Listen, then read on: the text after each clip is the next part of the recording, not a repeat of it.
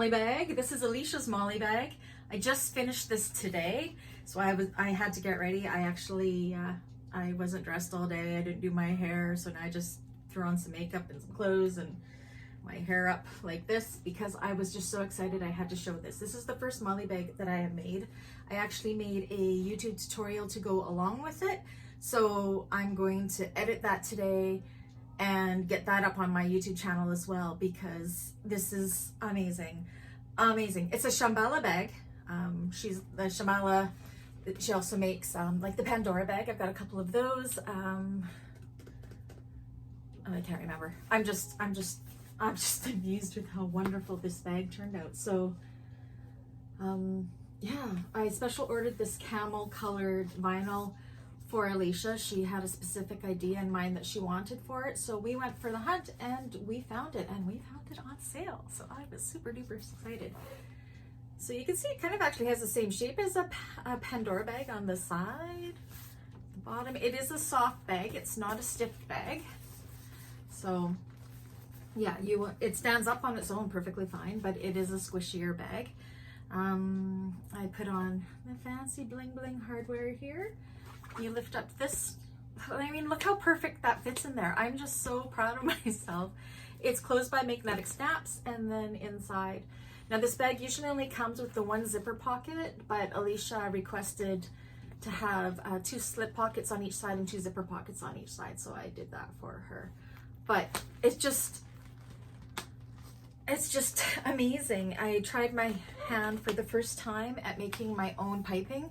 I made this piping out of vinyl, which with my domestic machine, I never would have been able to do that, but my industrial, I could. I have never made piping before.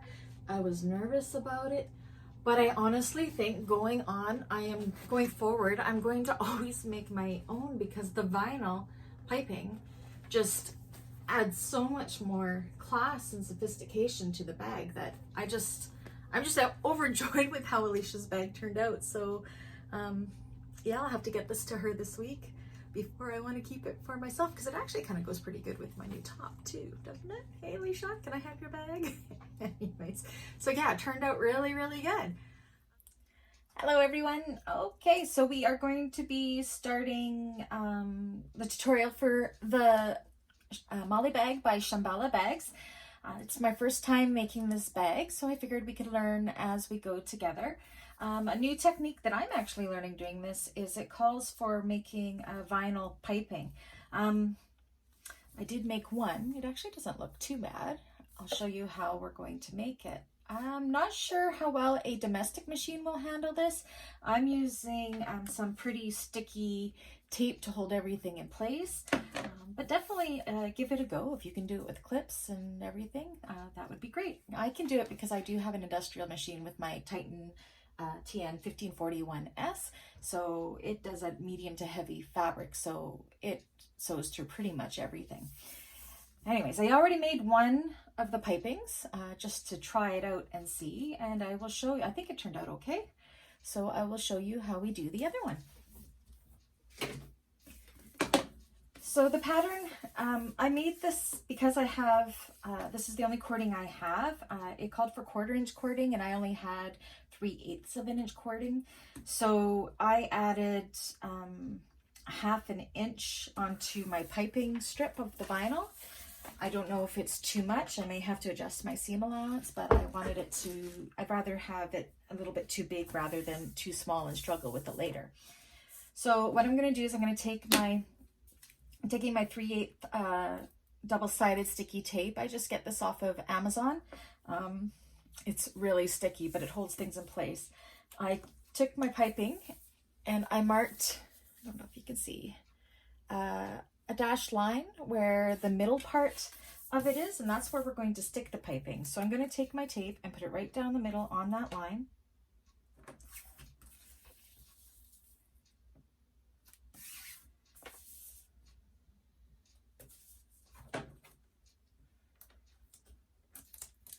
And then I'm also going to take some 1/4 inch double-sided sticky tape, and this is just rather than using clips. It's just easier for me, but you can definitely use clips if you wanted to. What I'm going to do is put this along the top end of it, and that, so when I bring the sides together, they will stick nicely. So I'll put that along there.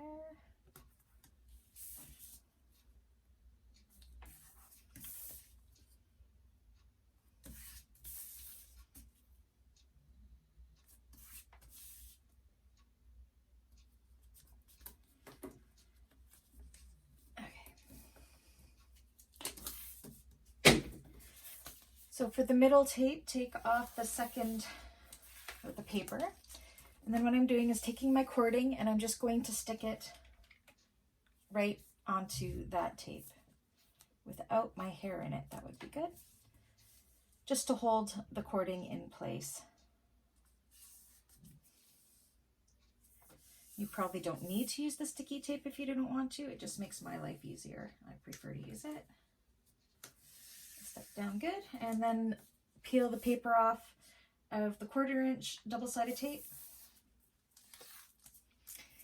And then we're going to bring our two ends together with the cording being on the bottom, or yeah, kind of sandwiched in between like this, and go all the way down. Again, you can use clips to do this if you wanted to. Try to keep your ends as even as possible. This tape is very sticky. Holy.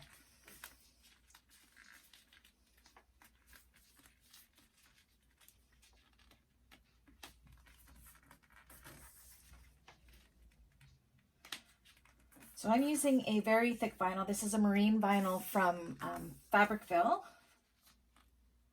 They had it on special for $17.99 a meter, so I grabbed a bunch. I really like how heavy and dense it is. Otherwise, I use the Rex faux leather from Emmeline Bags in Edmonton.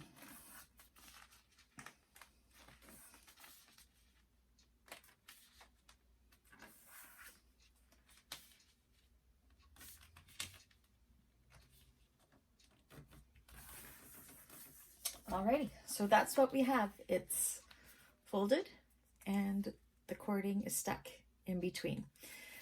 So now on my machine, I actually don't have a zipper foot or a piping foot or a small space foot. So what I'm going to do, I don't know if I can bring this in a little bit closer so you can see. Let me see. I'm just going to use the edge of my foot as my guide, and I'm putting it on top of the piping because I want to get as close beside the piping as I possibly can. And then I'm also going to use that as a guide when I'm sewing on the piping onto the bag. So I am using for this a 5-inch stitch length on my industrial machine. I would probably use a 4 on my Juki 2010Q or a domestic machine, just because it is really thick, so the longer stitch would be better.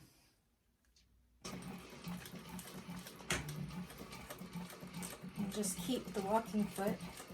Definitely use a walking foot if you have one too. It'll help feed it through better.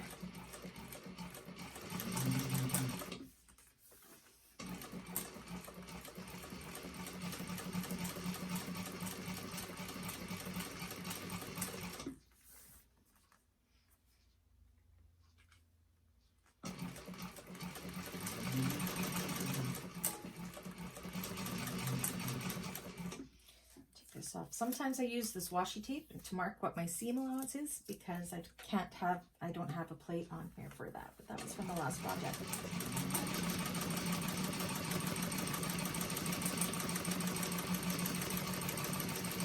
So I'm making sure the needle's not going through the cording, it's going right beside it, I hope.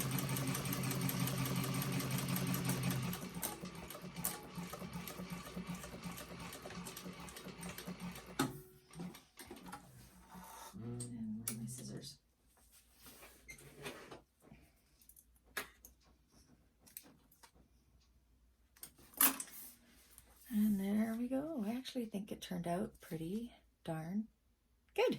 So yeah, that's how you make the piping. So the next thing we're going to do is make the straps. I like to get the straps out of the way. They're usually closer to the end of the pattern, but I like to just get them done and over with. So when you're done the bag, the straps are done and you're good to go. So similar to what we did with the piping, I put a dashed line at the halfway mark of the strap, and I'm going to take my double-sided tape, put it down the middle,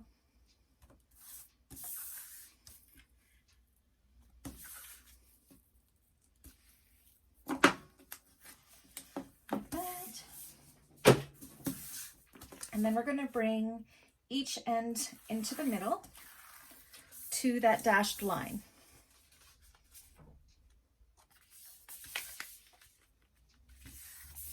Again, you don't have to use the tape. You can use clips to do this. Just clip as you go on each side. The tape, just because I have the industrial machine, it can sew through it, and it just saves a lot of time.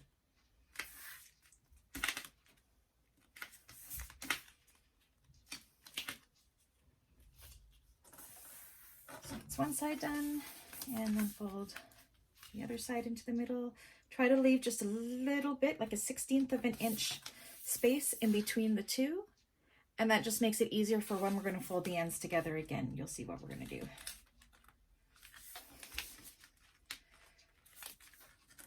Oops.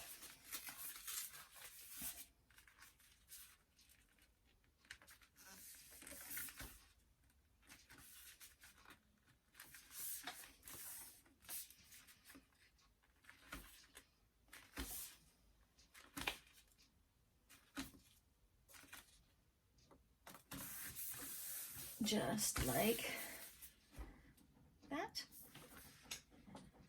And then you can choose to use clips if you wanted to. I do with this just because my machine sometimes may get away from me and I don't want my edges to fall. So now what you're going to do is you're going to fold it upon itself again. So we're going to end up with a 1-inch strap, and make your ends nice and even here, and then just clip as you go.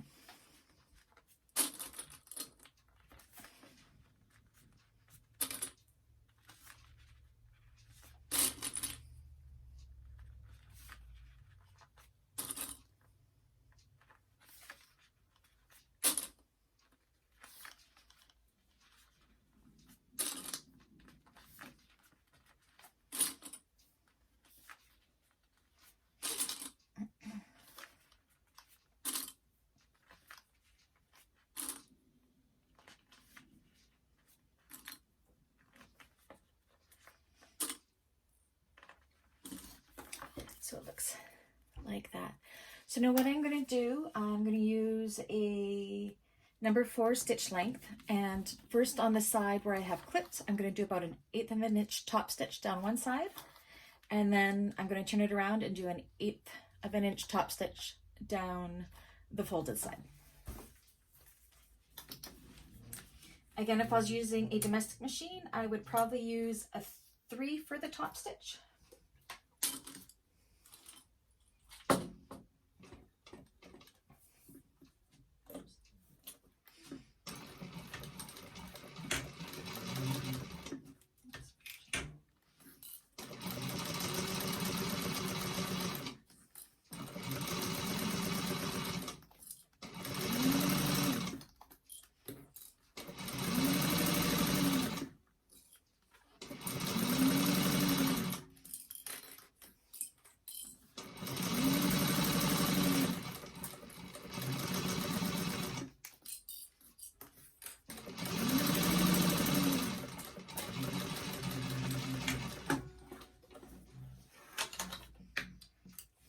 One side done, and now I'm going to go ahead and go down this folded side and do the same thing.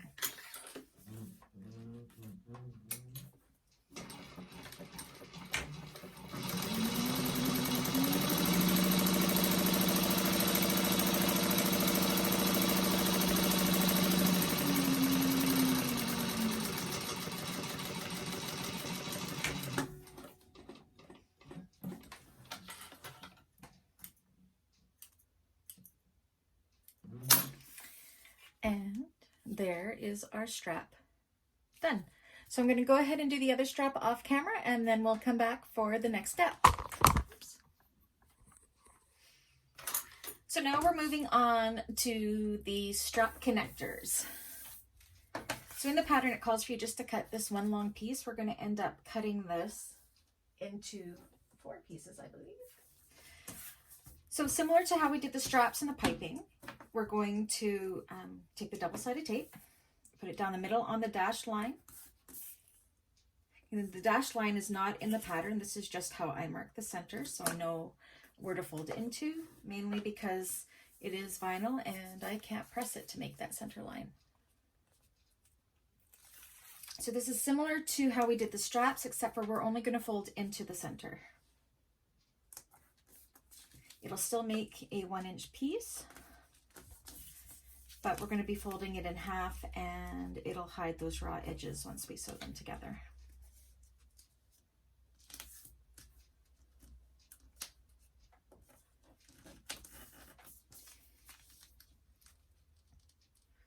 So get the edges as close as you can together on that center line.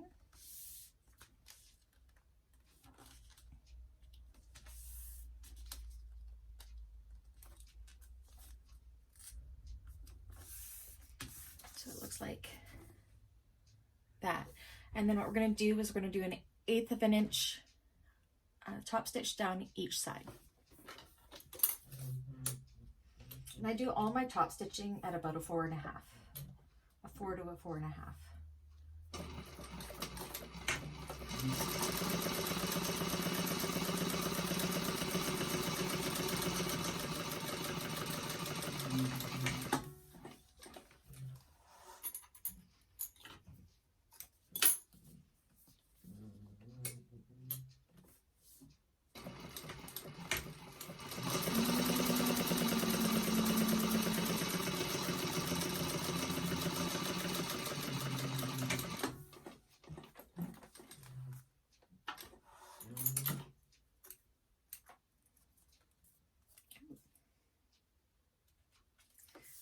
So it looks something like that.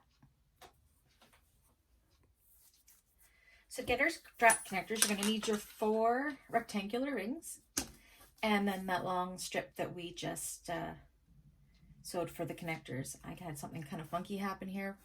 See, I don't know what it was, but it's secure, so we're going to go with it. It's going to be hidden anyways. So we need to make this into 4. So you're going to fold it in half this way and cut right on that half line. And then you're going to do it again for both of those pieces.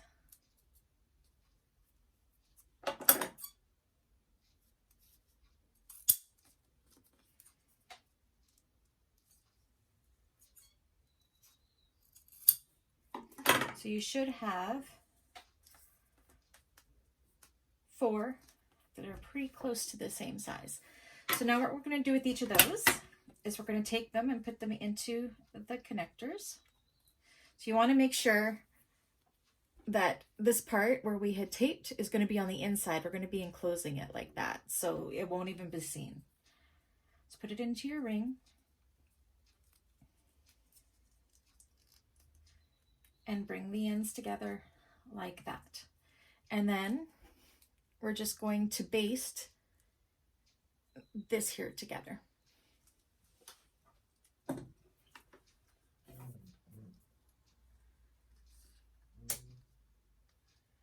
So then I usually do a basting stitch at a 5.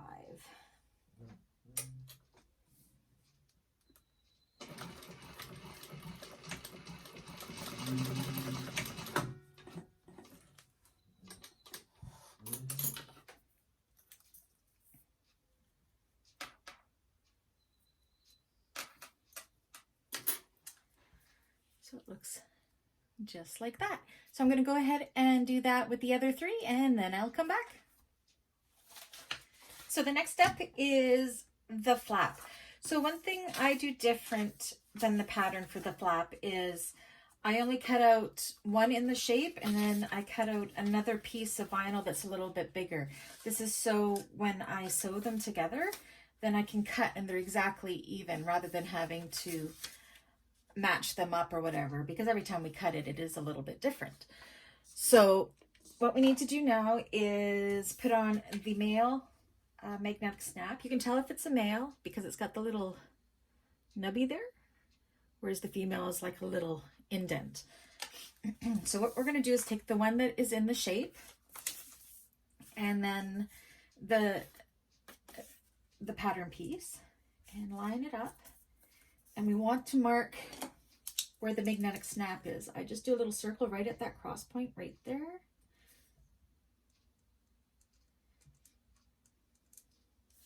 Like that.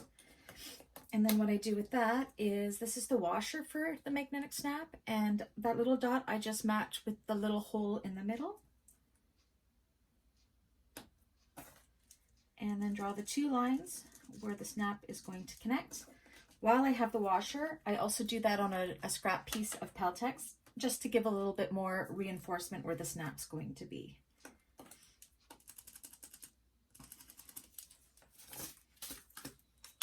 Then what I do is I take, I just have a Fisker's X-Acto knife. I find it easier. You could use a seam ripper or what have you to do this as well. Careful not to cut yourself, but just in where those little lines are, I just stick it in and cut the line. And then I do the same on my piece of scrap Peltex. Careful not to poke yourself. I have done that before. Not recommended. And then you take your snap and put it in like so. And then on the back, put on your Peltex. Put on your washer. Make sure you put the washer on because you don't want that snap sliding out. So, and then I just use the end of my table. Sometimes it's harder. The male one is always stiffer than the female side.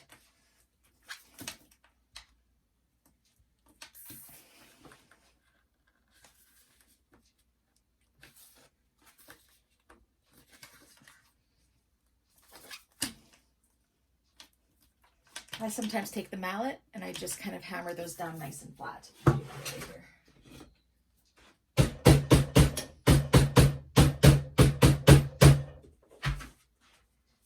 Just so they don't poke through the other side. So that's what we got there. And what I do is I just take a piece of duct tape or Gorilla Tape, just a small piece.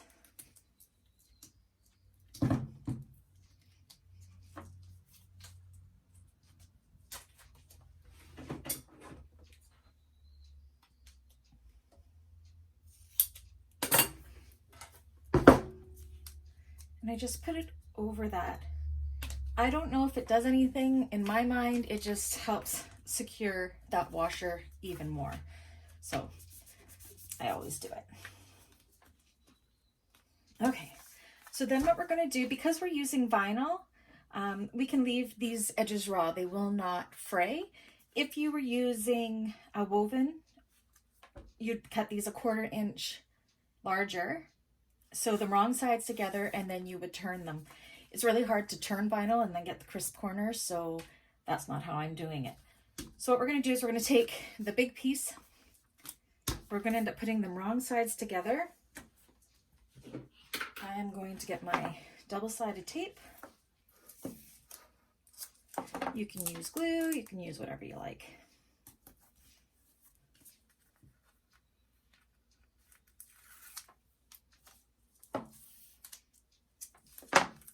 Just to hold it in place while I sew so it doesn't shift.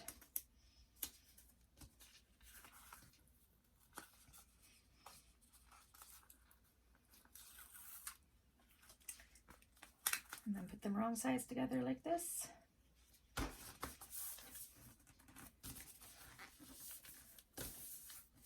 And then I'm going to top stitch. So you see it's wrong sides together. I'm going to top stitch 1/8 of an inch all the way around. And then cut it out.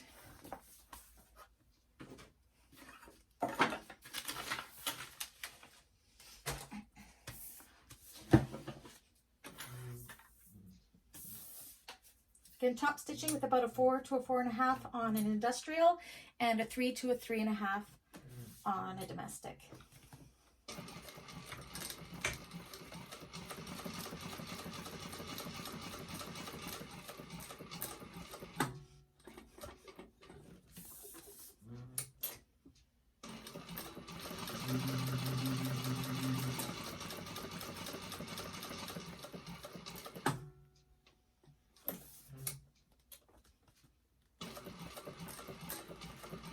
Make sure before you go around the corners that you do needle down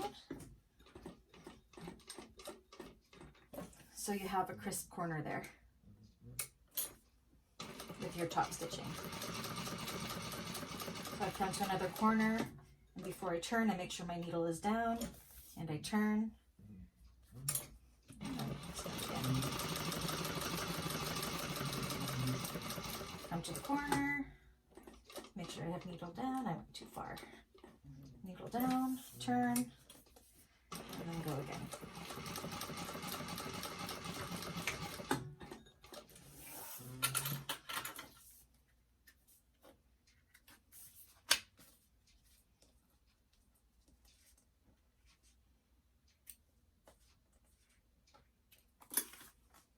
You can see there, on that side you can see the stitching, and on that side you can see the top stitching. And then just cut out your shape, and they will be exact to one another.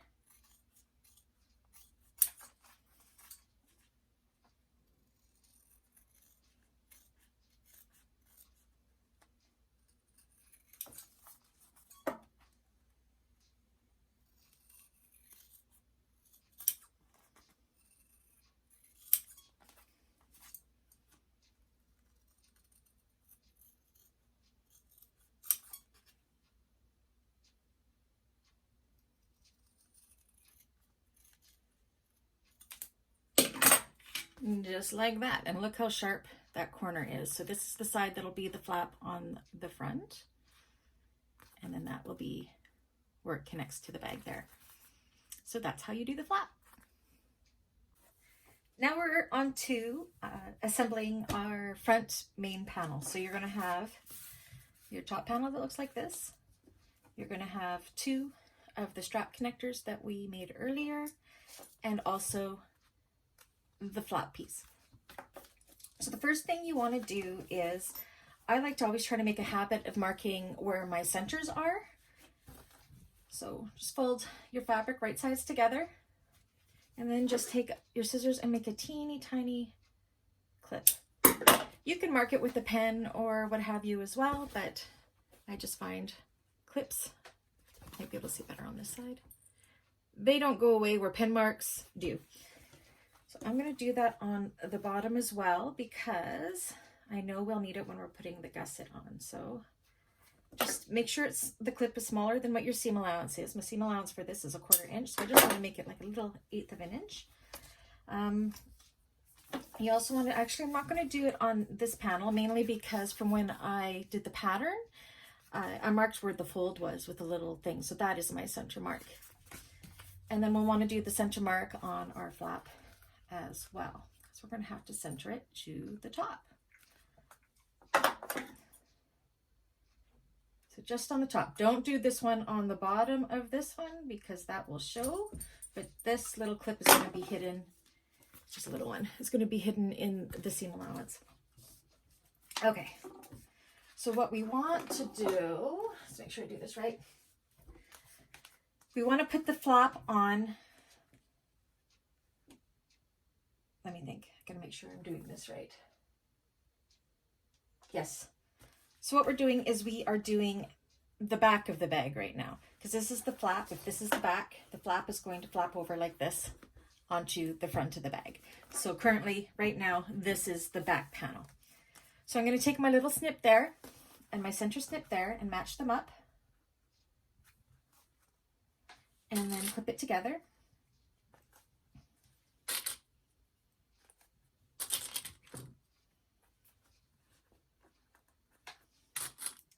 So it is centered on that back panel,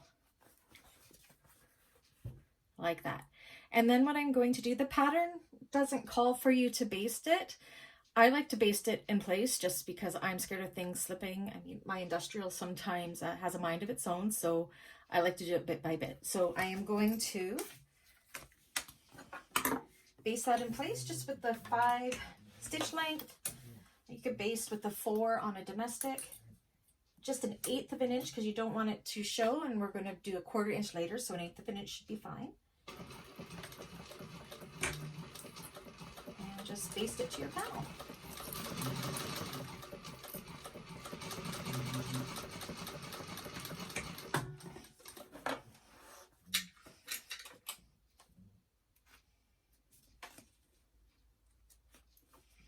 Try to make a habit of snipping your threads right away, otherwise if you're doing it in the end, it's a real pain in the rear. So we've got that flap onto the back panel there. Now we have to do our strap connectors in a similar way. Now the pattern piece has, I'm trying not to show the pattern too much here, but it has these little lines where the connector is going to go. What I do is I just snip it and fold it under, and then it's easy for me to see. So I lay the pattern down, and you can see that's where it's going to go. I like to put, oh, I said I love double-sided tape. I use it for everything. So decide which side I want to see up, or this side up. And I just put a little bit of double-sided tape onto the bottom of the connector like that. And it just helps hold it into place a little more. I'm going to clip it too, and kind of put it right along the raw, matching the raw edges. Actually, this one's not very even. I'm just going to trim it a little.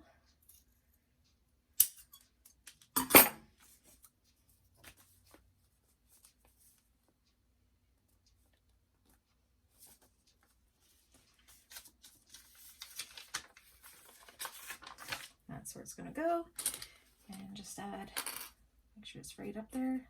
Add a clip or two. And same on the other side.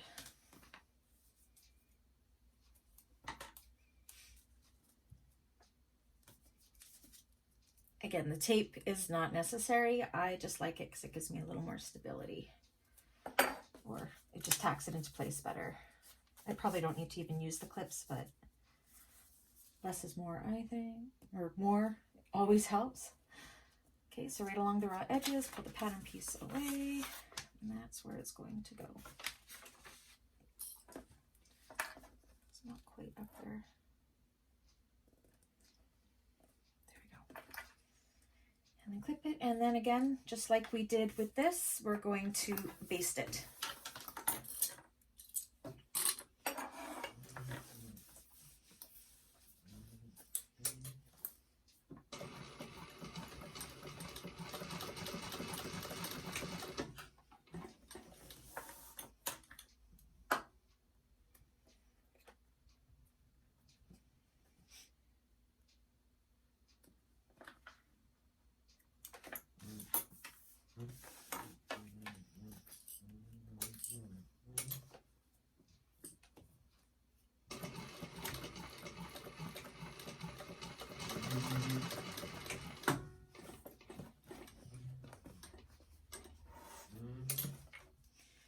Lift is still squeaking. I really need to oil that. Okay, so that's what we got there. So now the next step is we're going to take our top panel here. We're going to put them right sides together, match up our little clip that we had there with the center line like this, and clip it all into place. So you're going to be catching your seams. Make sure when you sew you don't hit your connector, because you could break a needle that way.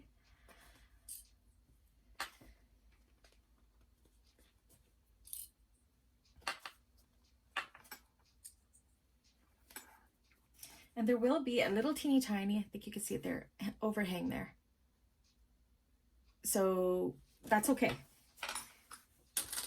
That's just taking into account seam allowance and to make that a nice curve to the panel. So it should hang over just a little itty bitty bit. If you've cut it out right, it won't be a problem. It will do it automatically. See, again on this side, it's just a little bit over.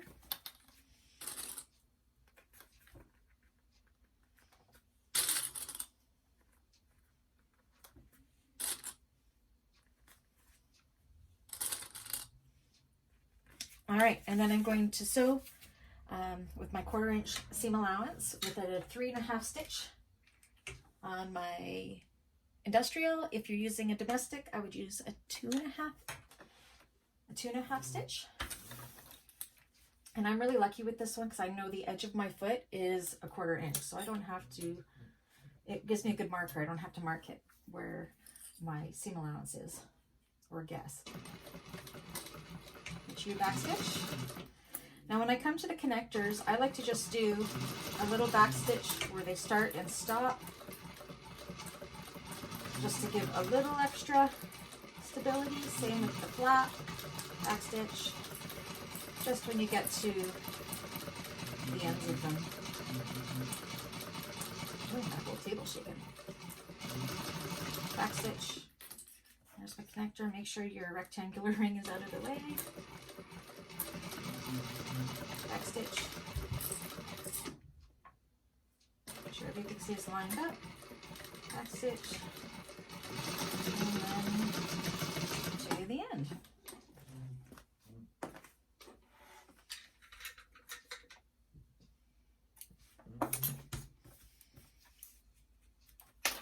You see when we flip it over, see how those little things that were sticking out? Now we've got like this perfect rounded edge there. So we want to make sure that our seam allowance is pushing up to the top or down to the bottom part of the panel, and you want your connectors to move up. So what we're going to do is move our connectors, our flap, everything is pointing up, and we are going to top stitch with a 4 right along here, and that's just going to stabilize that seam on the bottom and make it look pretty. Again, what I like to do when I'm going over this is, as I'm top stitching, when I get to the end of the connectors, I just do a little back stitch, little back stitch, little back stitch here, another one here, and here, and here, and it gives it just that little bit more.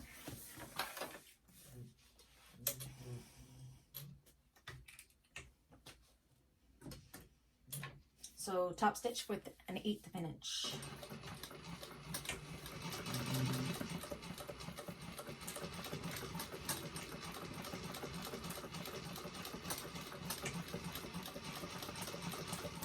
Back stitch right at the start and stop of those connectors on the flap.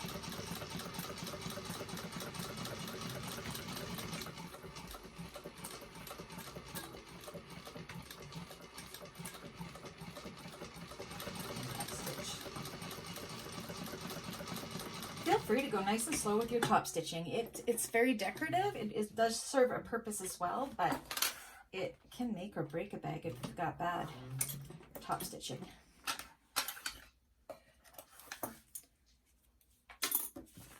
So that's what we have there. And you'll see the flap is going to eventually flap over like that. So that's what we have. So I did, before this, I did the front panel as well. You see, it's exactly the same idea, except you don't have the flap to connect. So what the next step is, I'm going to take these pieces, I'm going to lay them down on my foam. I use Bayani Soft and Stable. You can use Palin Flex Foam, or some people even like to use Deckable Light. It's not as lofty, but it does give good structure to the bag. My thing I like to use is Bayani Soft and Stable. So I'm going to lay this on my foam. I'm going to cut the foam the same size as this, and then I'm going to baste this to the foam, and I will come back and show you how I do that. All right, so what I did was I took my front and my back panel, I placed them on the foam, and I cut out, using the front and back panel as the templates, the foam needed for those panels. I also cut out, using the gusset piece, the gusset foam as well at the same time. So what we do now is we want to baste the foam on.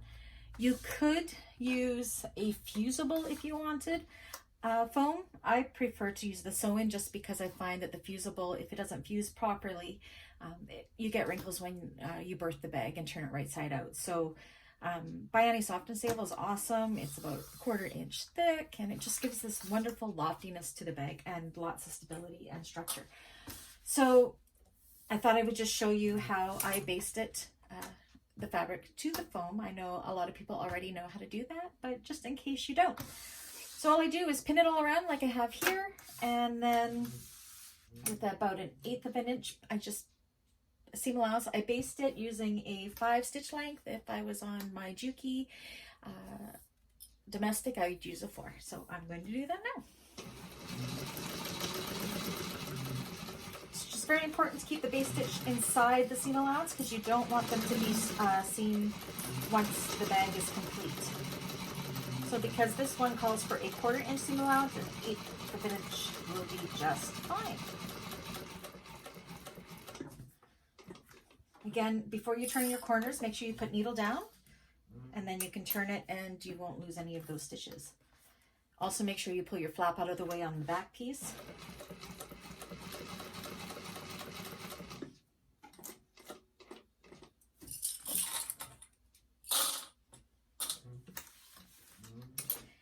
And if you need to, like me, use lots and lots of clips.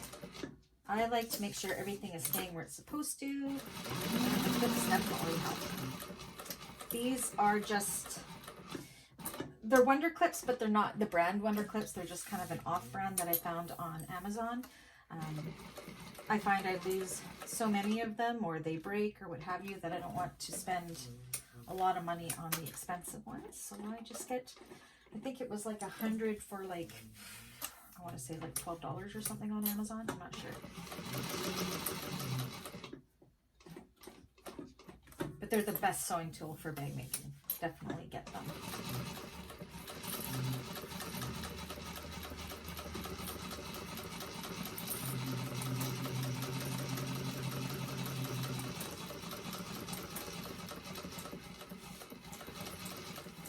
Now, if once you sew this to the side panels and everything, and these basting stitches are showing, you can pick them out no problem. They're a nice wide stitch and easy to pick out. So if they do end up showing, you can take care of that.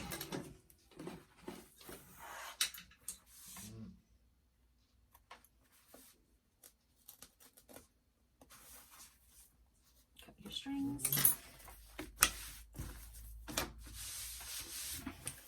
There you go. You can see it's all basted all the way around, and we're good to go. Now the pattern does say, once the foam is on, if you want to add optional rivets for security, you could just put here. I actually did the front panel already, and you can see I put the rivets on and through the foam. So that just helps the straps have a little more stability once they're on. I do have a rivet press. I got my rivet press at Gold Star. I use, my rivets are from Emmeline bags. They're the medium size. I think they're the 9mm by 8mm. I'm not sure. But yeah, that's the size I prefer to use. I do use a rivet press mainly because with the hammer and the mallet, I cannot do the rivets for anything. But if you like to have rivets on your bags, definitely make the purchase of a rivet press. They're game changers when it comes to bag making. So I'm going to go off camera. I'm going to put my rivets in here, and then I believe our next step is going to be the piping. Oh, I'm also going to add my business nameplate onto this, but you'll see that later on. All right, so we'll see you when I'm ready to do the rest of that. All right, so I was wrong. We're not onto the piping yet. I skipped a step by accident. What we need to do is add the magnetic snap. So again, you can tell it's the female side of it because it's got a little, whoops, where's my camera? A little divot rather than a bump. And so we're going to be putting that on the front main panel. So the flap, which is on the back main panel, will flip over and the snaps will come together. So the way we do that is we use our pattern piece, line up the raw edges on the bottom.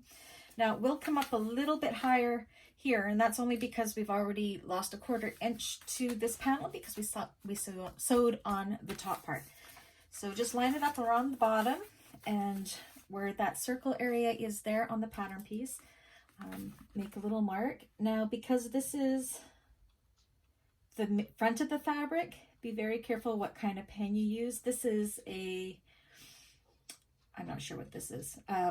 It erases, so it's just almost like a little chalk thing. You just use the eraser to get rid of it if you put things in the wrong place. So you make your little dot, you take your washer and put the circle of the washer onto that dot, nice and center, and make your marks where you're going to cut it.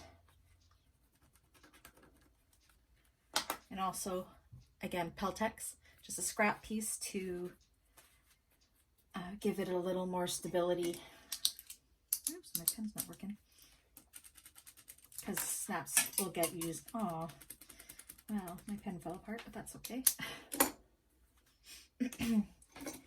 Then take your seam ripper, your X-Acto knife, or however you do it. Make your slits. Watch your fingers.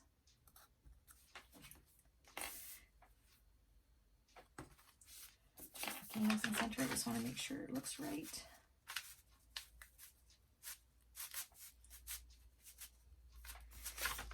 I think so. You always get nervous when you're cutting your main fabric like this. Now, because I'm cutting into woven interfacing, I'm going to grab my fray check. Let me grab it from over here.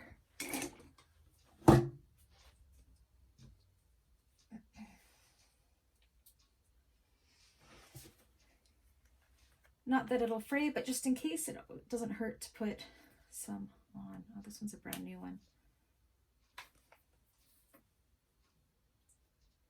Had an open one somewhere, but I'm not sure where it is.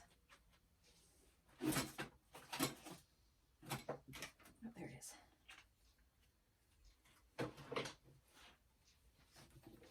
Okay. So yeah, just where you made your little slips, just put a little bit of fray check, just to be sure that the cotton will not fray.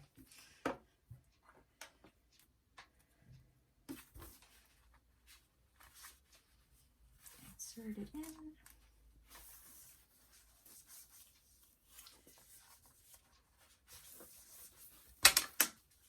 Okay, so it looks like that. Back, put your piece of stabilizer and your washer, and open the little legs out. Find the female one a little bit easier to move those legs out because it's a little more flexible, I guess. So it looks like that. And then I like, as I said before, take a little bit of Gorilla Tape to put over that. And then that also helps in case those were to poke a hole or whatever in the lining. It just helps protect the fabric a little more. Now, if you're using a domestic and you're using Gorilla Tape, make sure you're putting it in an area that you're not going to be sewing through because your machine will not be able to handle the Gorilla Tape at all. All right, so that's what that looks like. Now, next, I believe, is the piping. So I will see you soon with that.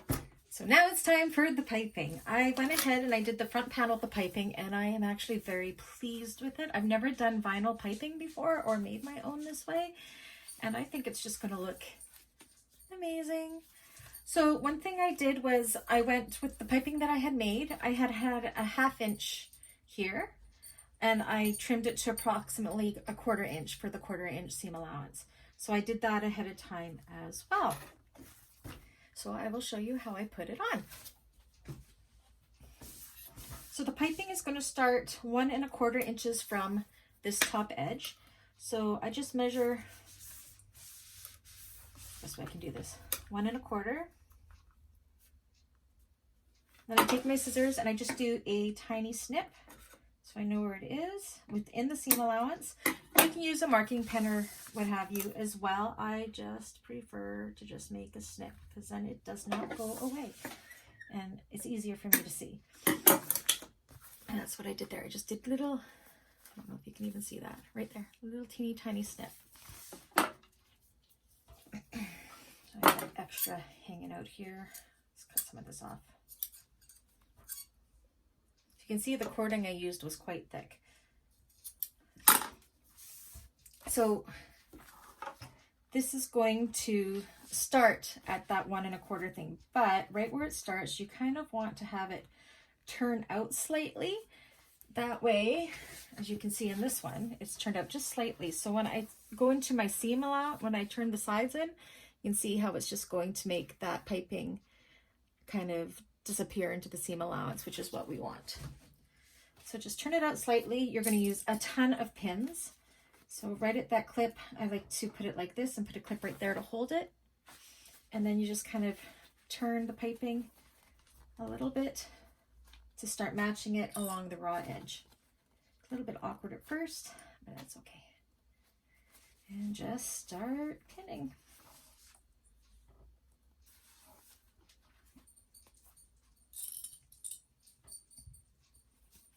Lots of pins, lots and lots and lots of pins or clips. Now, when you come to where it starts to curve, because this is so stiff and a straight piece, what you want to do at the corners here is just do little snips to make it a little bit more bendy. Squeaky scissors too, wow.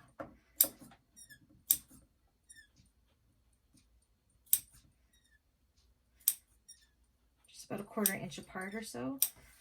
And you'll see it'll bend easier to that corner.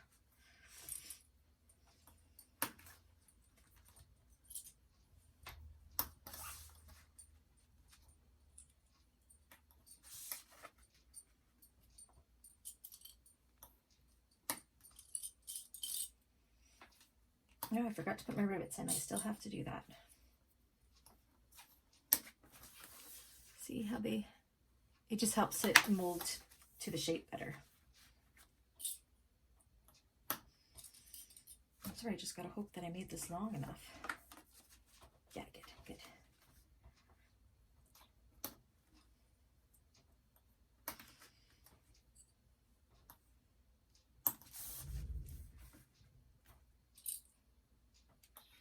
Okay, so I come to another corner, so I'm just going to do that again. Just make little snips, about a 1/4 inch apart each. Not on the fabric, just on the piping.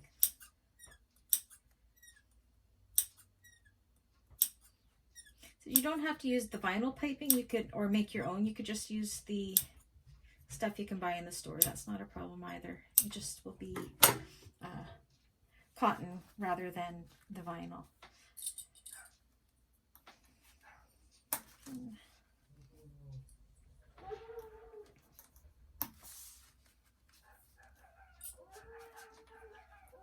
You can probably hear my dog barking at the neighbor's dog outside. She's a little loud.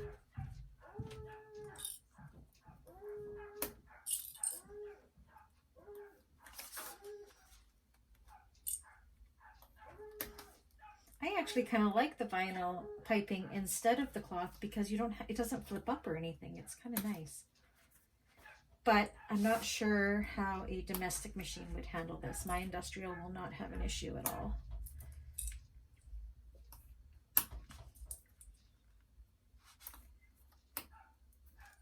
Oh, another bun bites the dust. Okay, so when you get to that snip up here, that's where you want to make sure, see it's right there. You want to make sure you're kind of turning this out at a 45-degree angle and clipping it. Like that. And kind of angling it a little bit. Once more here. And then start bending it out there.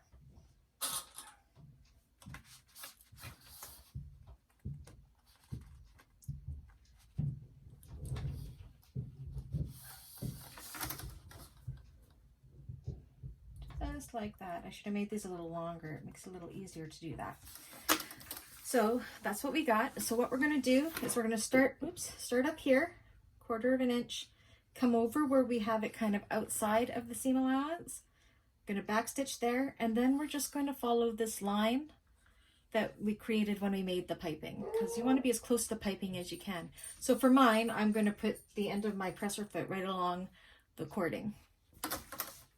If I had a zipper foot or a piping foot or a small space foot, I would definitely be using it right now because my foot can tend to jump off of there, but I don't have one, so we're going to do what we do.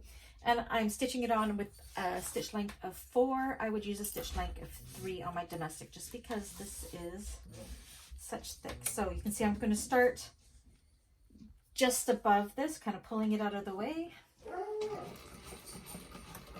Back stitch where the piping is, work my way down to the stitching, and then follow the stitching all the way around on the piping.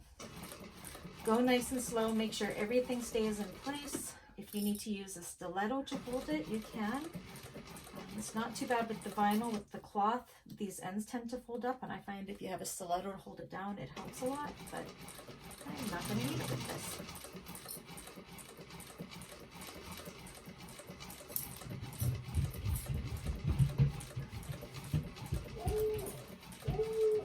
So happy with this piping. It's so nice. Now the dog is chasing the cat upstairs, so just ignore the barking above us here.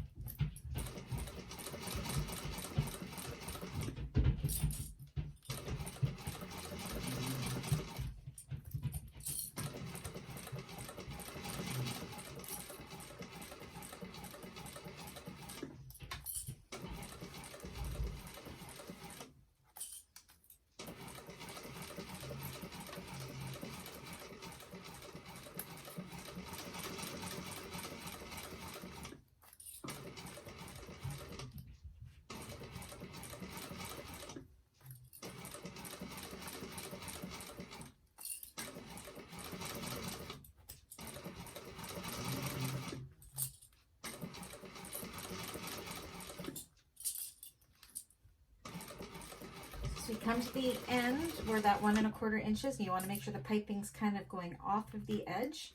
You're easing it away. Go over the piping, back stitch, and it's done.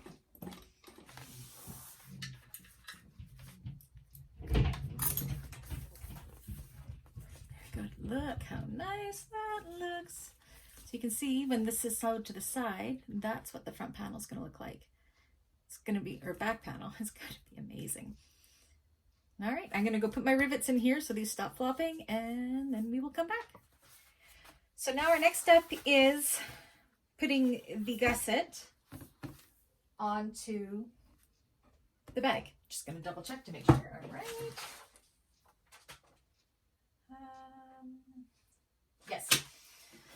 Okay, so before, remember we'd marked the center mark with the little clip there.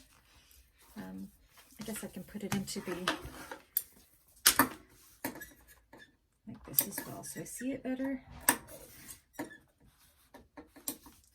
we got our little center mark there, which we are going to want to match up with the center mark on our gusset panel. So I have this already basted to foam, folded in half, match the short ends, and then clip. Ignore my son who's yelling at my dogs. Clip the centers.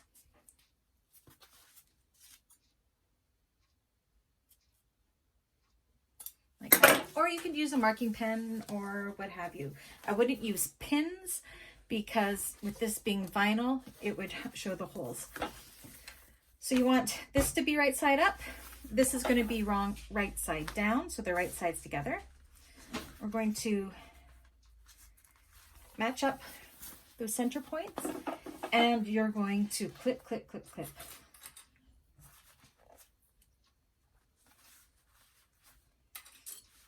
So I usually put 3 to hold the center, and then I bring one end up to the top here. And that's where you're going to see where it's going to rear off the piping. So put this to the top, and a couple clips there to hold that, and the same with on the other side here.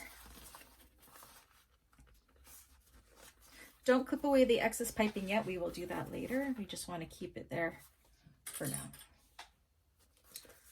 So a couple clips to secure it here.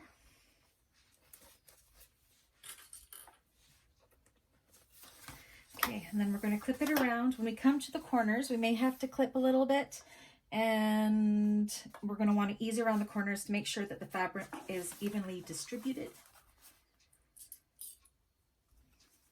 take your time at this because this makes a really good shape for the bag. And we want it to be a good shape for the bag. So I usually do a couple on the side and then I work on the bottom towards that corner.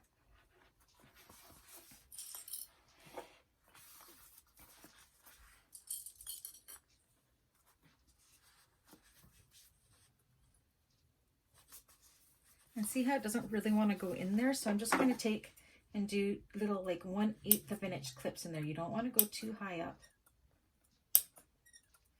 You want them to stay in the seam allowance just to ease it around that corner easier.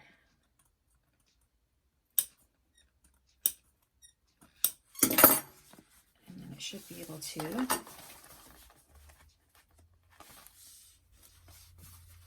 just don't want to have any lumps and bumps in it or anything like that. So if you have to unclip and redo just until it's all nice and smooth.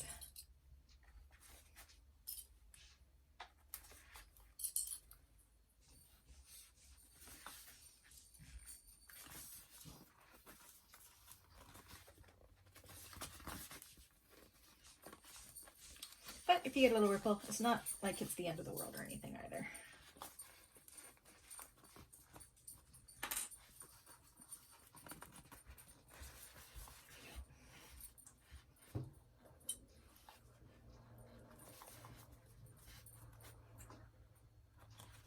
There we go, that's good.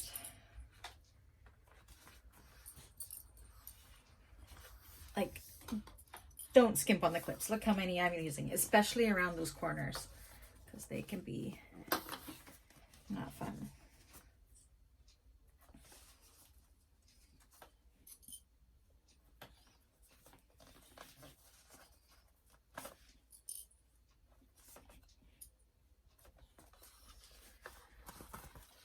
Clips.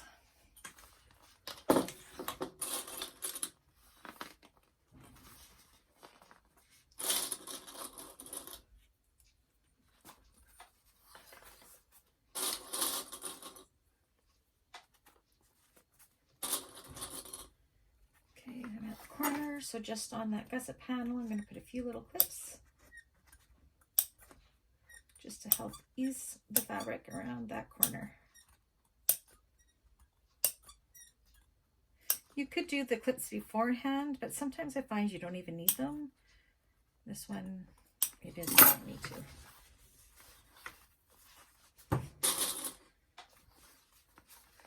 Squish together, try to make sure there's no little creases in there.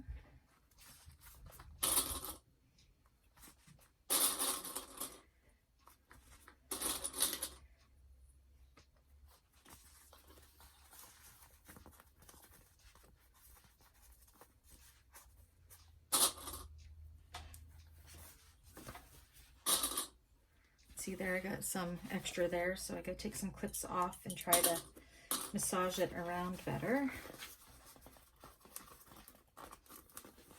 There we go. See, sometimes if you just kind of squeeze it and massage it, it does fit. Just readjust a little bit, pull it together, evenly push it through. Of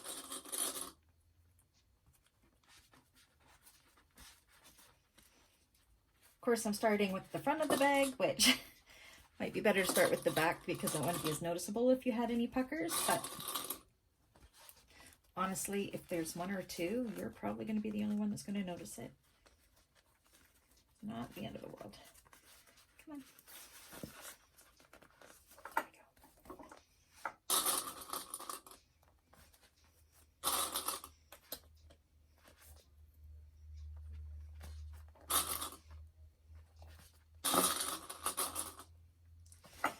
All right, so as you can see, I did not skimp on my clips at all. Don't skimp on your clips. Use lots, keep them in place. So what I'm going to do is I'm actually going to do this with, it seems a little awkward. You'd think it would be easier to do it this way, but I'm going to do it this way because I want to follow the stitching that we did when we attached the piping. And we're going to go over that exact same stitching as a guide because we can't really see the piping when it's inside out. So if we go along that, we know that we're not crossing over the piping, and we're good. You just got to make sure you keep pushing this part under so you don't sew over top of it. So I'm doing this at a 3.5 to 4-ish stitch length. If I was on my domestic, I would probably do probably a 3. All right, so 1/4 inch seam allowance, and follow that line starting at the top.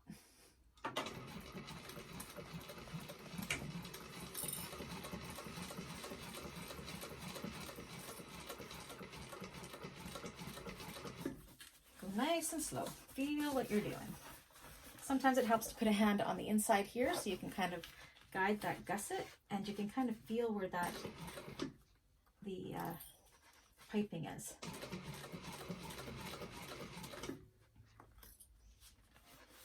You can kind of make sure it's nice and smooth on the inside just by running your finger along it. Go clip to clip, don't go fast.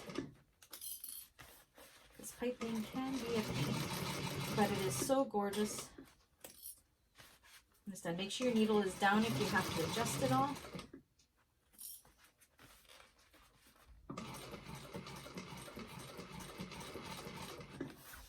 My needle down here because I'm going to have to kind of do some fun stuff here.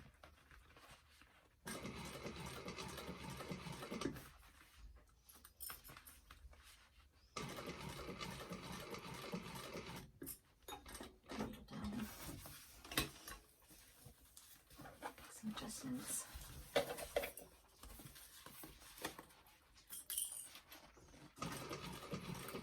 Always awkward around the corners.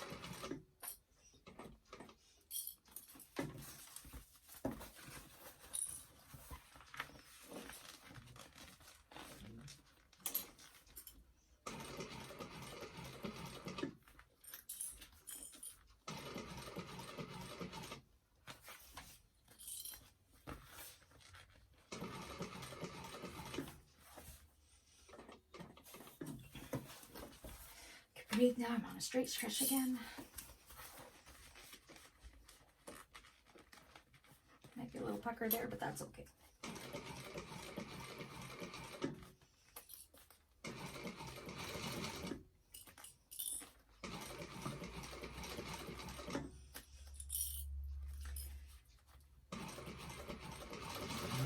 The good news is if there are any puckers, it's going to show on the bottom.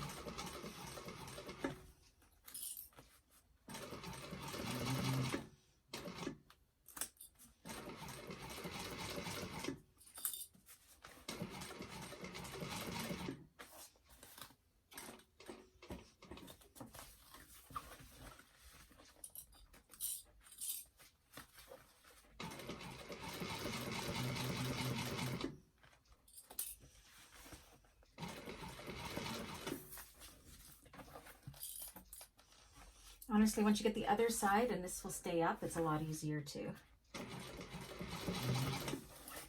First side is always the hardest to put the piping and the gusset together on.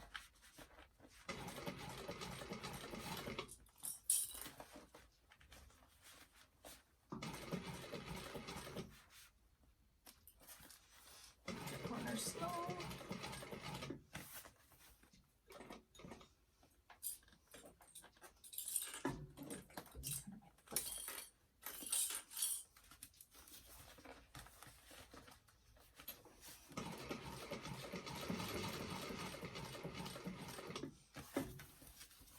Almost there.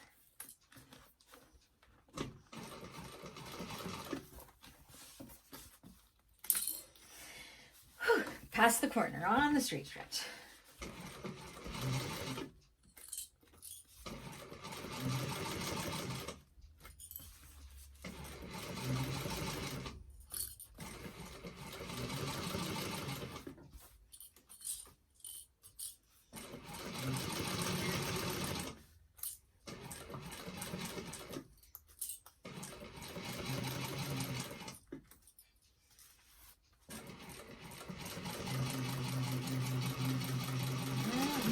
When you're done. Whew.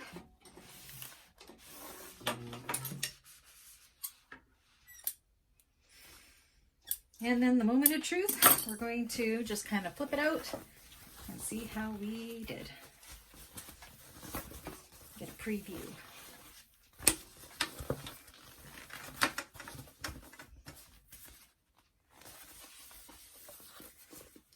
You know what? We did pretty good. That's how we're looking. That's looking pretty darn nice.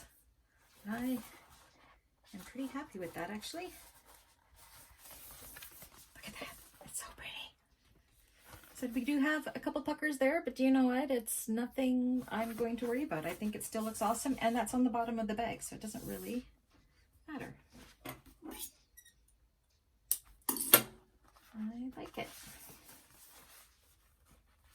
There we go, and then there's the sides. I think it looks pretty good. Pretty good. I'm not gonna complain. Awesome. So then, actually, do you know what? I have a little bit of stitching showing right there. So what I'm gonna do is just flip it out. And of course, it's right on a corner. So I can just go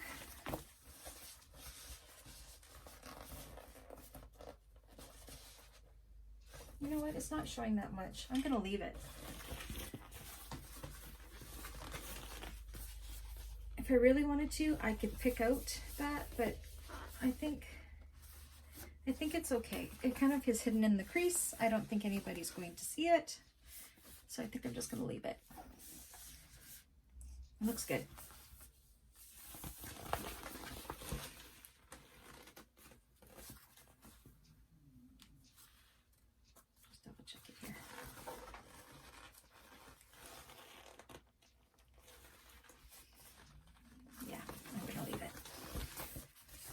All right, so then we want to do the same with the other panel. So now you kind of got it like a cup shape there. We're going to take our other panel, make sure we can see our center point. So just cut a little more. We're going to match that with the other center point on this and rinse and repeat. Do it all over again.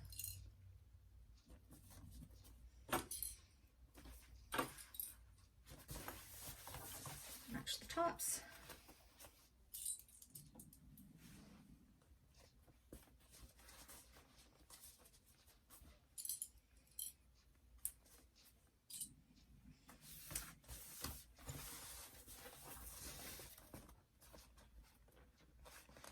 And pin it all the way around, and then we're just going to sew it exactly the same. And you know what, it actually goes, once you have that other panel holding it, you're going to sew it kind of like this, and it's going to be a lot easier. But I'm going to do that off camera because I don't think you need to watch me do another panel. But the first panel is always the hardest. I usually recommend to start with the back panel first. I did not this time, but it worked out okay. So go ahead, go do that, sew on your other panel, and then we'll be back with the next step. All right, so both sides are on. So now we're going to turn it right side out. Actually, you can trim off any excess piping you have here. Take away some of that bulk. Ow. Try not to cut your finger like I just tried to do. And then what we're going to do is turn it inside out.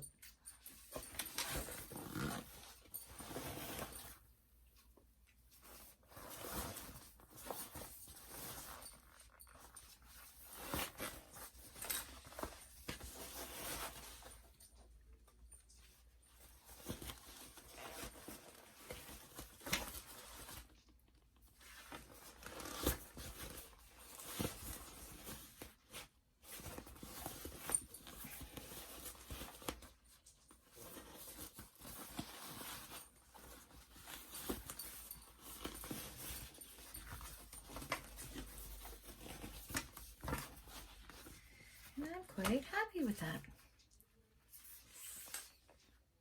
Here's the front.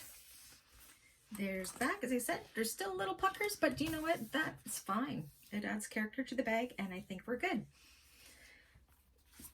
So then what you want to do next is just make sure that the flap can come over there. to that snap there. Of course, it won't be as bulky here because this will all have come down a little bit, but we're done the exterior of the bag. Next we'll be adjusting our gusset shape here. Actually, I could probably do that now. So what we're going to do is for the gusset, we want it to be even with this. So if you take your ruler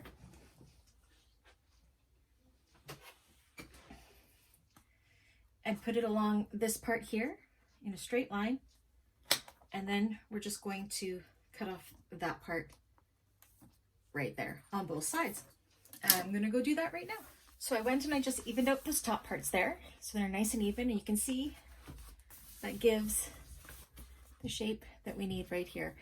So there is a template that you can lay it down on here and cut it, but it ends up being this exact same shape. So I think that just worked out better. So there's the exterior. All these will fold down, look neater. These will fold in, so that'll fit in there better. And of course we'll have our straps.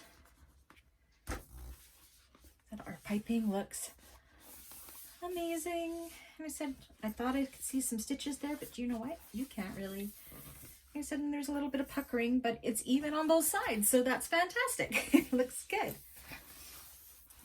So yeah, that's the exterior of the Molly bag so far. And we're in the home stretch onto the lining, which goes super fast. So I will get everything ready to do the lining and we will finish her up. Now we're on to the lining. We're into the home stretch of making the bag.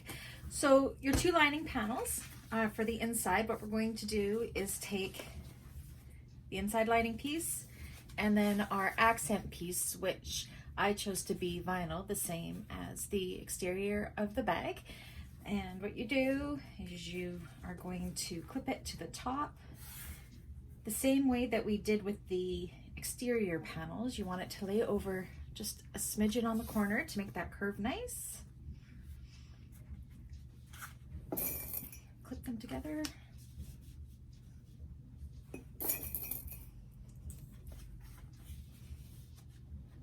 Right sides together, of course.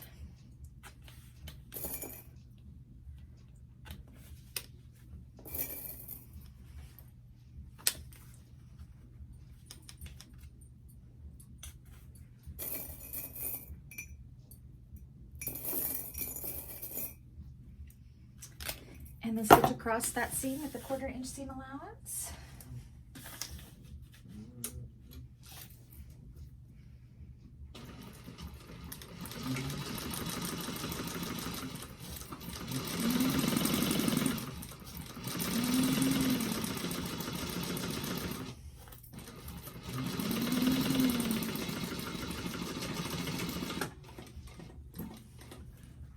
Get my little scissors go.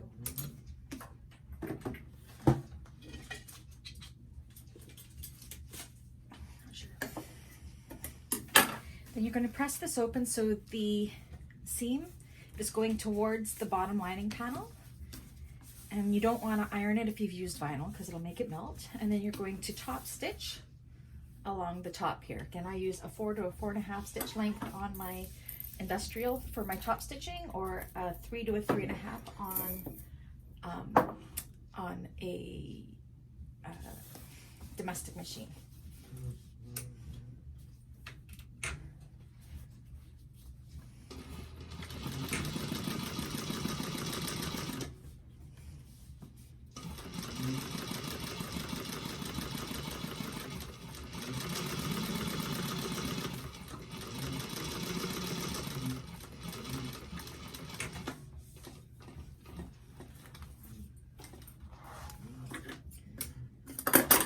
So it looks just like that. And we will do the same with the other panel. I will do the other panel off camera. While I have you here, we'll also do it with these. So for my gussets, we're again going to have the accent pieces. So when it's closed up on the top, it's going to look like it's vinyl on the outside and vinyl on the inside, just along the top. So again, you're going to take your accent piece and your gusset and put them together, right sides together.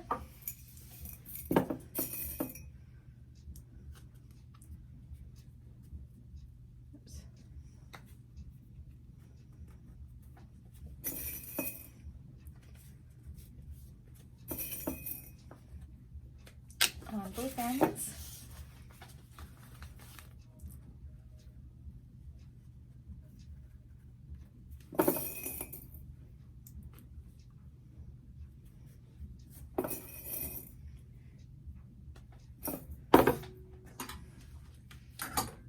And stitch them on with the 1/4 inch seam allowance again.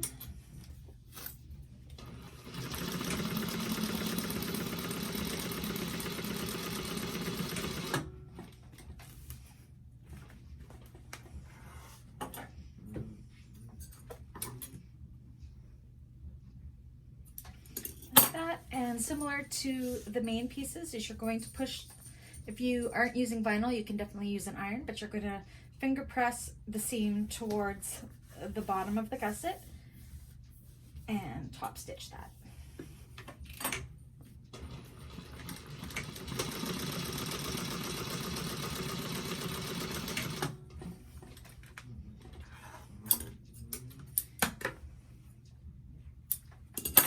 Just like that, and I will do it with the other side as well off camera, and then I'll come back and we will put on the pocket. All right, so I looked at the pattern and I was wrong. It's not time to do the pocket just yet. We're going to be adding extra pockets to this one as well for a special order, but we need to put on the magnetic snaps that will be the closure for this bag. So you're going to take one of your panels, your lining panels, flip it over, take your pattern piece for the top band. You're just going to line it up.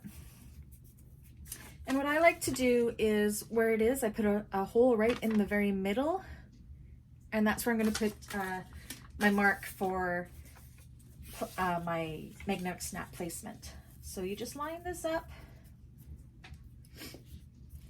make a little dot on that side, flip it over, line it up.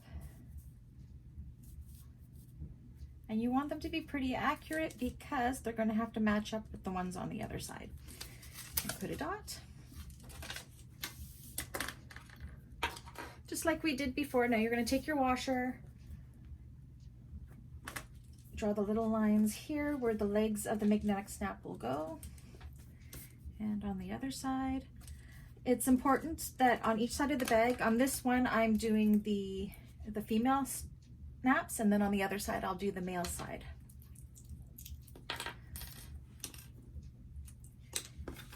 And then make your little slits.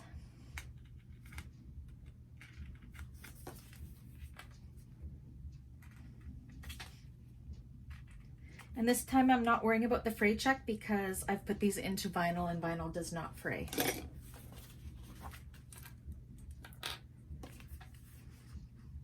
Put them in. Again, I get all my hardware from Emmeline Bags out of Spruce Grove, Alberta. It's just outside of Edmonton. Janelle and Mike are absolutely amazing. It's fast shipping. It's a Canadian company, which I love to support Canadian because I am Canadian. Yeah, they are amazing. They do ship to the States and I think all over the world as well. But they're limited staff right now due to the coronavirus.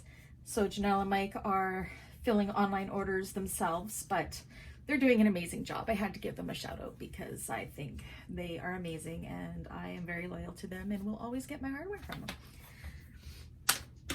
So, oh, I forgot, for the Peltex, do the same thing, just like we did with the snaps on the flap. And because the Peltex is to just give it a little bit more stability behind the snap because it will be being opened and closed. Whoops. So much. I really have to stop hitting that with my foot.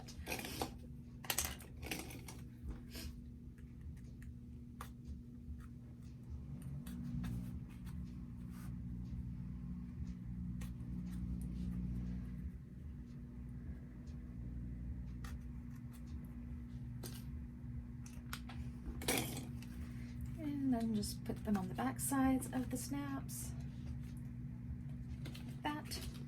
Take your washers. I can never do it this way. I always have to use the end of the table.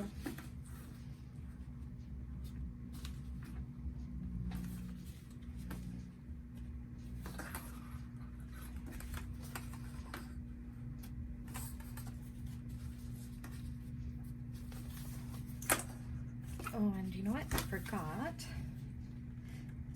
Don't do it I just did and forget the washer, because then your snap will fall out. You really want to make sure that washer is on there.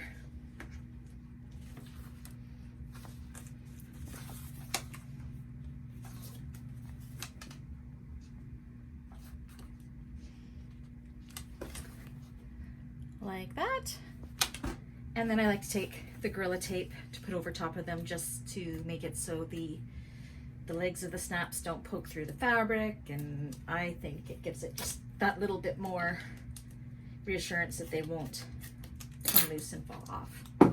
Whether they do or not, I don't know. Again, if you don't have an industrial, do not sew through the Gorilla Tape. Your machine will not be able to handle it. But usually where these are going, you're not going to be sewing anyways, so it should be fine. You could also just use a piece of woven interfacing and just put it on over top of that, just to make sure it doesn't poke into everything. Just give it a quick rub. And there we go. So I'm going to go and do the other side with the male snaps on the other piece, and then I'll be back. So now onto the pockets. So I am adding slip pockets onto this bag because my client wants slip pockets. I'm actually adding a slip pocket on each side and a zipper pocket on each side. Usually what comes in the pattern is just for the one zipper pocket on one side, and then it has a kind of an overlay in the vinyl for the zipper. I'm not doing the overlay either. I'm just doing the way I usually do my inside bag. So this is a little bit different from the pattern, but I thought I would show you my technique anyways. So for the slip pockets, you need 2 pieces of the material that you want to have your slip pockets out of, which I'm just using the lining. Now, all I did to figure out what I wanted for the slip pocket, I just took my exterior main panel piece and folded it down to kind of see whereabouts I would like my slip pocket to be. So I figured that would probably be an okay height, and then I'll have my zipper pockets just above that. So I folded it down, I cut out my pieces on the fold from that, and we'll go from there. So actually just noticing that it's a little bit taller than I wanted it to be, which is okay. So what I'm going to do is you're going to put the 2 pieces right sides together and clip them together for the slip pocket lining pieces. But rather than do a 1/4 inch seam allowance, I'm going to do a 1/2 inch seam allowance, just so it's a little bit shorter, because I cut them a little bit too tall, I think. I think so. I think I want it to be a little shorter. Yeah, just a little bit shorter. So you got them right sides together. And I also interface these with woven interfacing as well, medium weight. You can use SF 101. You can use Woven Fuse 1 or 2, which is a fantastic product. It's not readily available here in Canada. So what I use is called Fashion Fuse. I get it from cleanersupply.ca.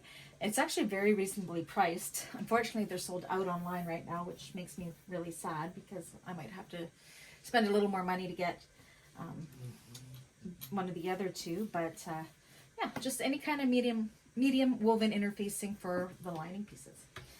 Okay, so I am going to sew these with a 1/2 inch seam allowance, just to make them a little shorter than what I cut.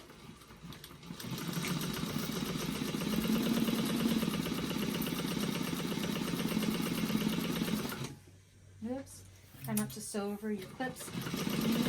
Like I almost did there. That would have been bad news.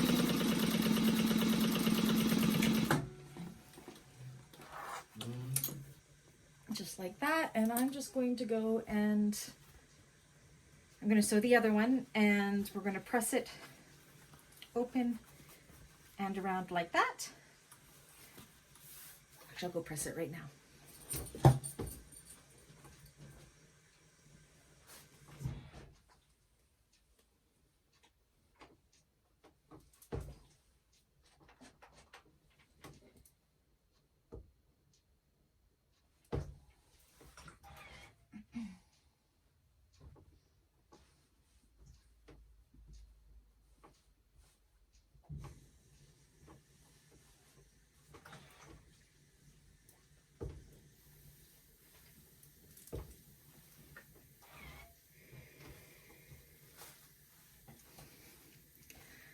I just press the seam like that, and then I'm going to top stitch with an 1/8 of an inch seam allowance along the top.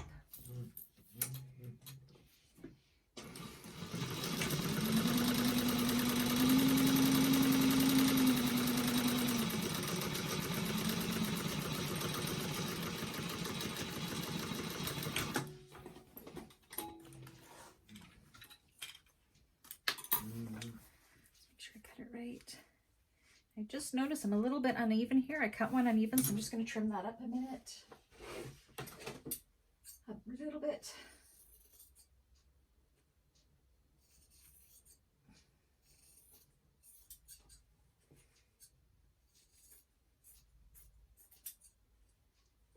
That's better.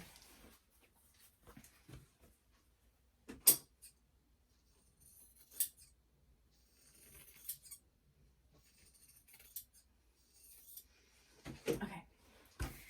And then what you do is you're just going to match up the raw edges along the bottom. They will be the exact same shape because you use that pattern piece to cut them out. And that's much better. I'm glad I left a little more room there. And then what we're going to do is just clip these together, and we're going to baste around the outsides here to secure that. To get all 3 layers together. So I like to use just little hair clips for when I'm not using thick materials. I find that they hold the materials together more. And when I'm doing the thicker things, that's when I use my Wonder clips. But yeah, they just kind of go back and forth between the two. Okay, so I'm going to baste with the stitch length of 5, just an 1/8 of an inch around the outside to get those pieces together.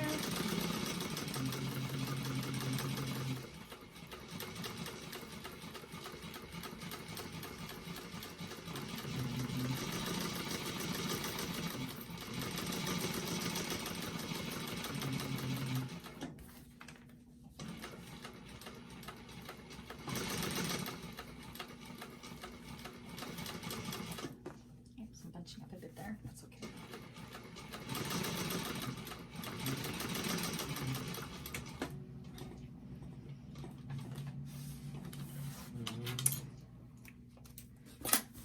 Okay, and then you want to find, I'm just going to put, there's going to be 2 large slip pockets on each side, so I'm just going to fold this in half and find my rough center, just kind of finger press it. And then with the top stitching length, I'm just going to go up that press line to make this into 2 pockets, starting from the bottom.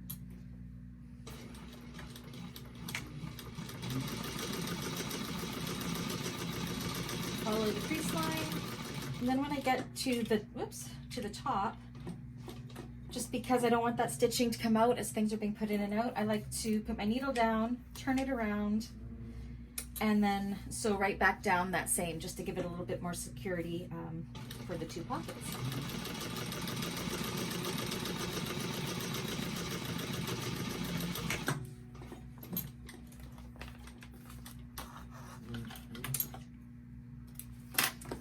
So then it looks like that, and you've got your 2 slip pockets. So now I'm going to go and do the same thing on the other side. Again, this pattern doesn't call for slip pockets. I'm just adding them for my customer, and she wants them on both sides. So I'm going to go finish the other side, and then I'll show you how to put in the zipper.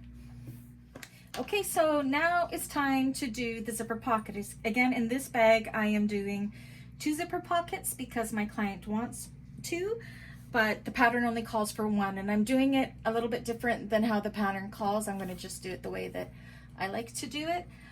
There is a fancy, they have like a vinyl, I forget what it's called. It kind of is a layover piece for the outside of the zipper on the lining, but yeah, I'm not going to do that, but it is a really nice addition if you decide that you want to do that. So the way I do it is I take my pocket piece, I'm going to flip it over and go 1 inch down from the top and draw a line. Go a 1/2 inch down from that and draw a line. And then I'm going to go 1.5 inches in from each side. I'm just going to do like, oops, a little line like that in between those two, and 1.5 on there.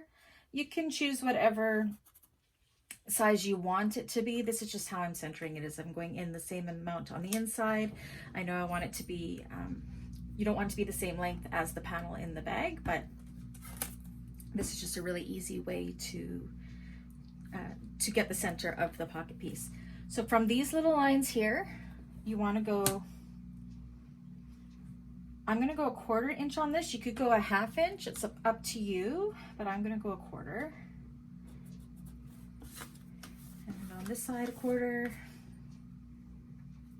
Oops, that's 1/2. Let's go 1/4. And then right in the middle of that, you want to go halfway up between those two lines, which is about 1/4 of an inch.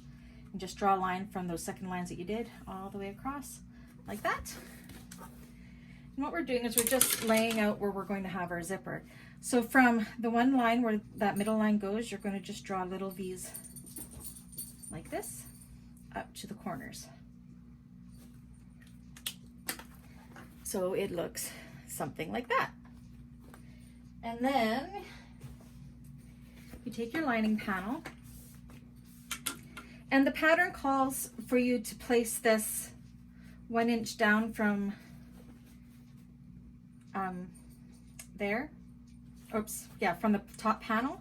So you would do it 1 inch down, but because I added the slip pockets, that's not going to work. So I'm actually going to do it a little bit higher. So I'm going to line this up with the top of that band. So we want it to be centered. So you're going to take your lining or your pocket piece, you're going to fold it in half so it will be centered.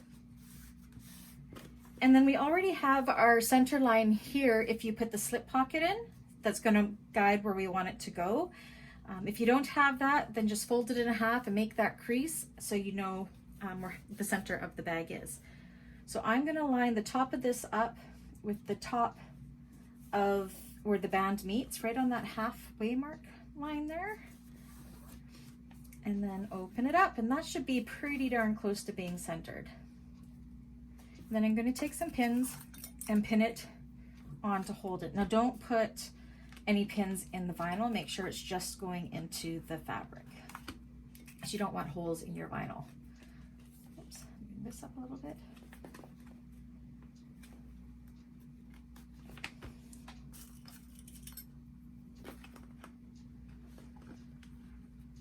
Just like that. So we have our pocket piece and our lining, our right sides together.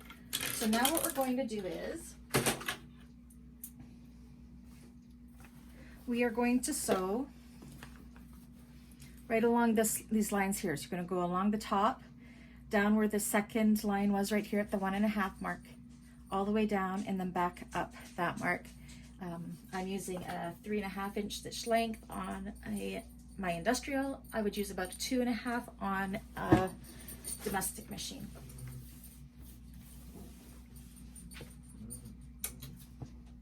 And make sure you backstitch at the start and the stop.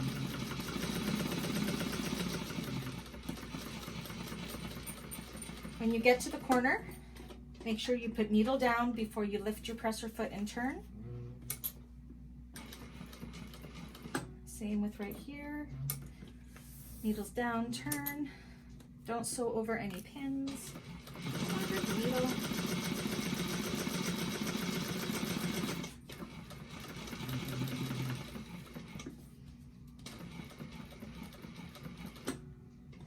Needle down and turn.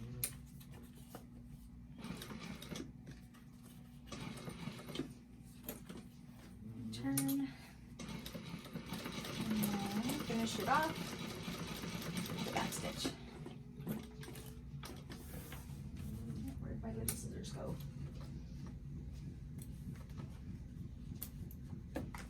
Take the pins out.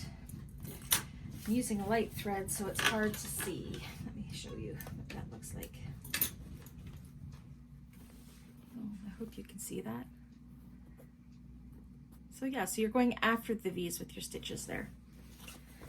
then the next step is you're going to grab your cutting board and a rotary cutter.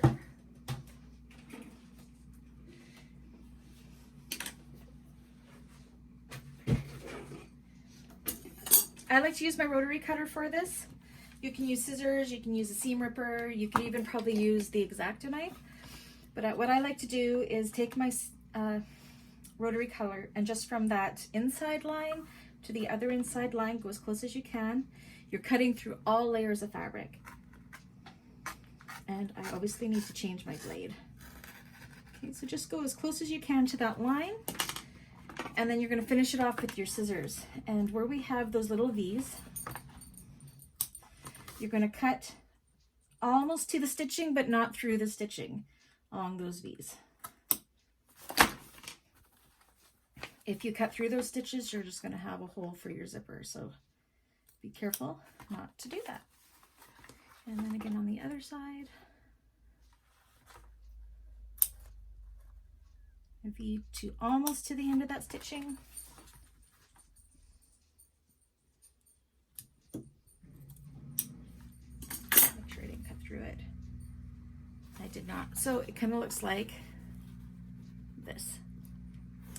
So now what I'm going to do is I'm going to take this to my iron. I'm going to put these inside out like this.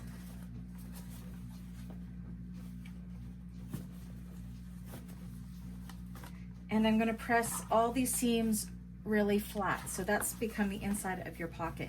Be careful not to melt your vinyl. So I'm going to go do that and then I'll come back and I'll show you how to put the zipper in. All right, so I've gone and I've pressed my zipper opening all nice and neat on both sides. So the next step is, you can use Wonder Tape to do this. You can use, well, if you're using a domestic machine, I definitely use Rivets Wash Away Wonder Tape because your machine will sew through it and it will wash away. Because I'm using my industrial, it will sew through the sticky tape. So this is my preferred method. You could pin it if you wanted to, or you could eyeball it. But what I like to do is on the tape, the zipper tape, is take the 1/4 inch sticky tape, and it works as a guide, and just put one on each side like this. It's what's going to hold it in place when we're going to put it here to sew our zipper onto the bag.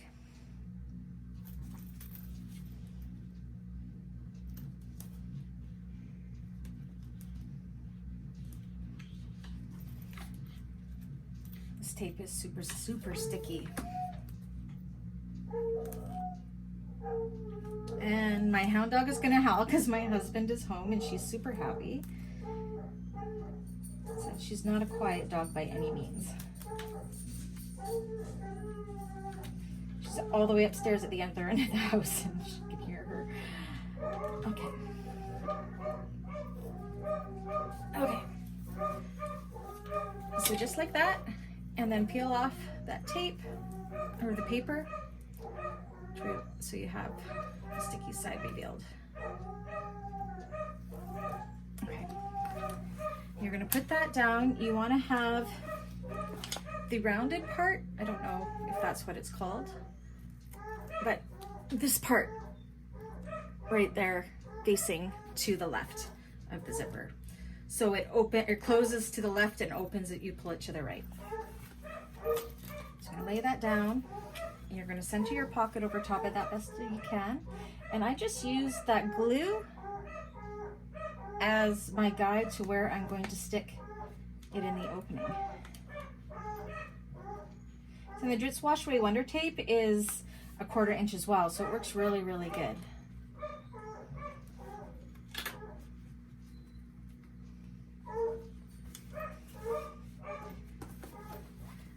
Just like that. And I don't mind if the pocket shows through a little bit. It just kind of looks like a really neat faux piping type thing there. So it may or may not show. I'm not sure how good I have it in there. And then what we're going to do, so it's all stuck on. And then what we're going to do is top stitch along the top of the zipper. and down the side and down along the bottom again here with an eighth seam allowance, and that'll give the zipper to to the bag.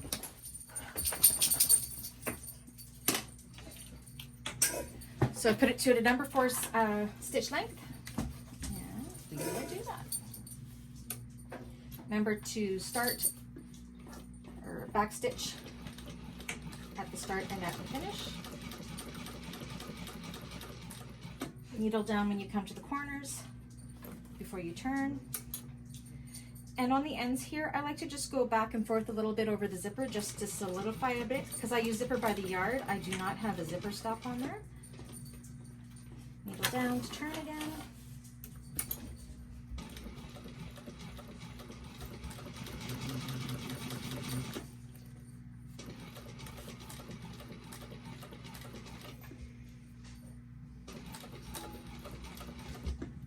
And you may have to move your zipper pull out of the way.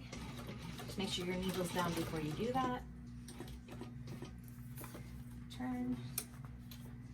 Back stitch over the zipper again here. Turn. I like to close my zipper again just because it's easier. And see, I didn't put my needle down, and that's what happens is it flies everywhere. And back stitch to finish. There we go. And because these, well, I use bonded polyester bonded nylon thread for my industrial, which does fray. So when it's not going to be, when it has these little ends that aren't going to be enclosed in a seam allowance, I use my thread zapper to melt that thread, and then it won't fray.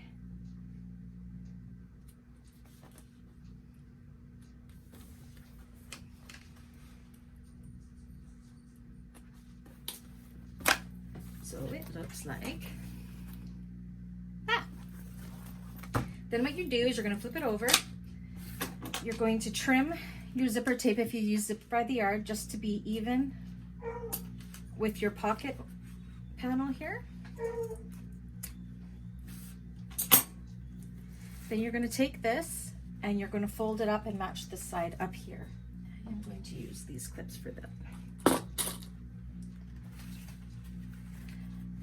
Now I'm going to be doing almost like a double birthing method, I guess. I'm not too sure what it's called, but I need to have one zipper pocket that has an open bottom. So what I'm going to do is take this zipper pocket, and right at this crease here, I'm going to cut it in half.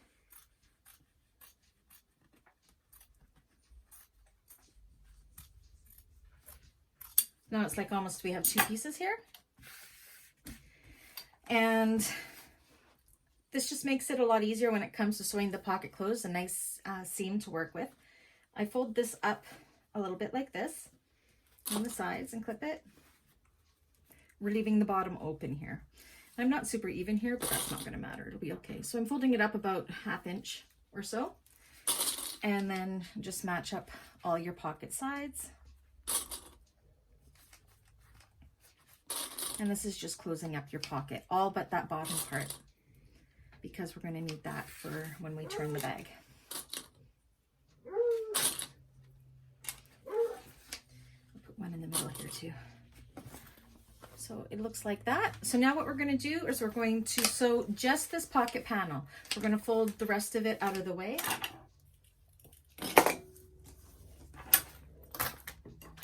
So it'll be easiest. How do I want to start this? Start like this. So you want to fold this up and out of the way so you're just getting your pocket panel here.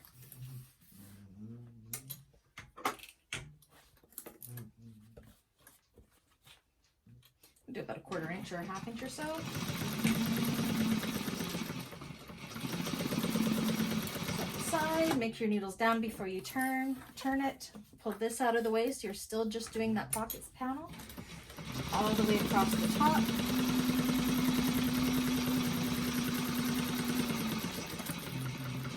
Needle down before you turn. fold this out of the way this way, so you're just getting that pocket panel.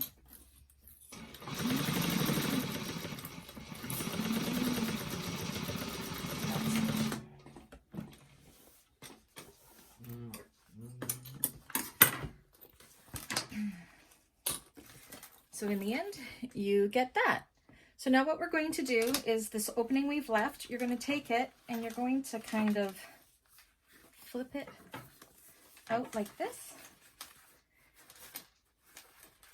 And you want to make it so you get a somewhat nice opening that you're going to be able to sew shut like that, but we're going to leave it open. So I'm just going to go and press that so we have a really nice seam for later when we turn the bag.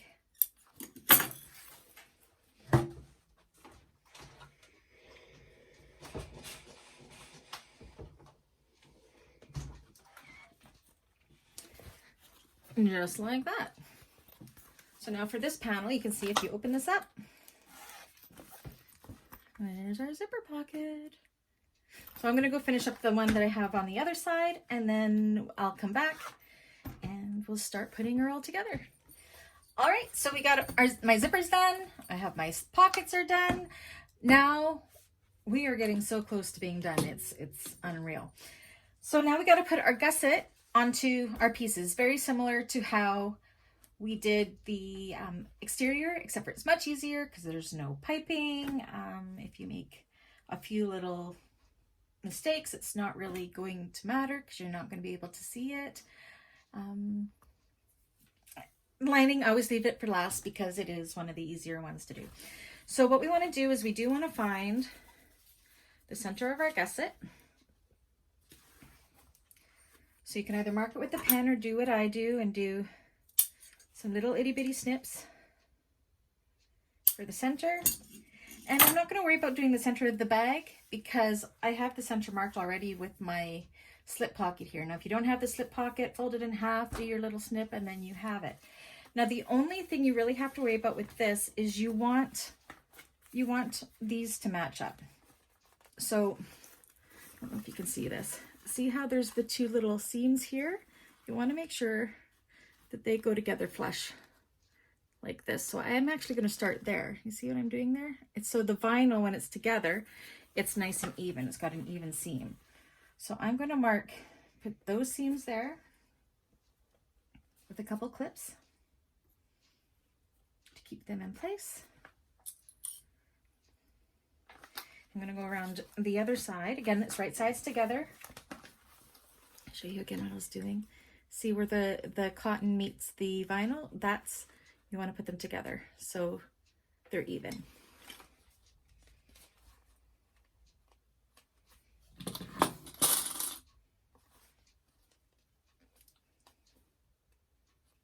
Clips to hold them in place.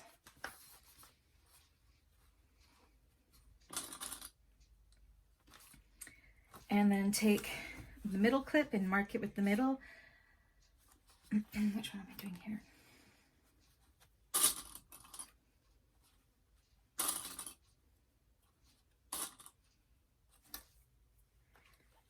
And then ease them around the corners.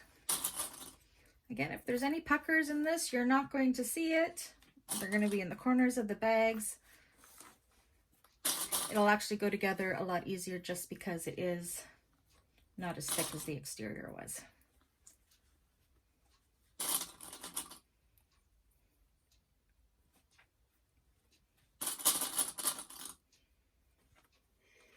And see how easy that goes together? Like, it does the corner even really good. You don't have to do any clips or anything. If you are having issues, definitely do some clips. That's fine, like some little snips. And then match this up right to the end. Look, it's perfect. That means we've done all of our seam allowances right. We did our cutting right. This is a good day. So match this up again like this.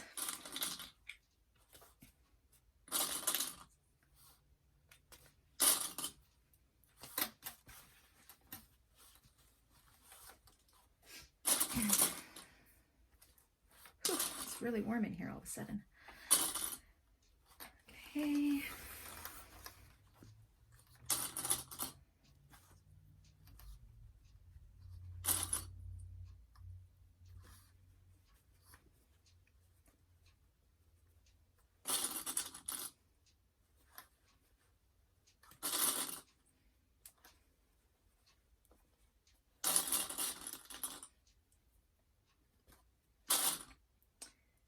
just like that. So what we're going to do is we're going to, at the top, we are going to do the 1/4 inch seam allowance, but as we get closer to the bottom, we're going to actually extend it out to about 3/8 of an inch to 1/2 of an inch all the way around the bottom. And then when we get up this side here again, we're going to start getting back down to the 1/4 of an inch. And the reason I'm doing that is I don't want my lining to be floppy inside the bag. I want it to be a little bit tighter. So this just makes it slightly smaller on that bottom part in the bag, so it won't be as floppy. But because we have to put them together, at the top you have to make sure you're only using the 1/4 inch seam allowance. All right, so we're going to do that now.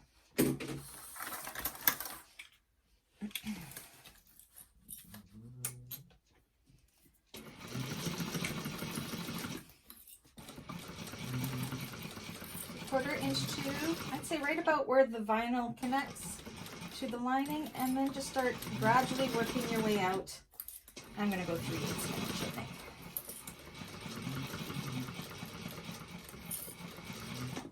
Again, I can see I'm getting some puckers here. I'm not worried about it with the lining. Get it to the best you can.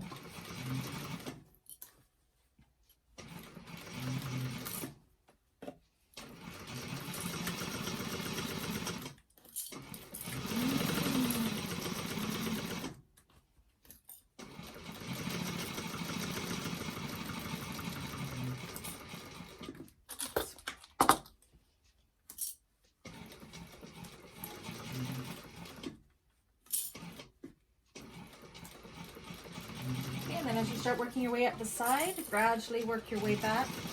So by the time you hit that leather or the vinyl, you're back to a 1/4 inch seam allowance. Like that.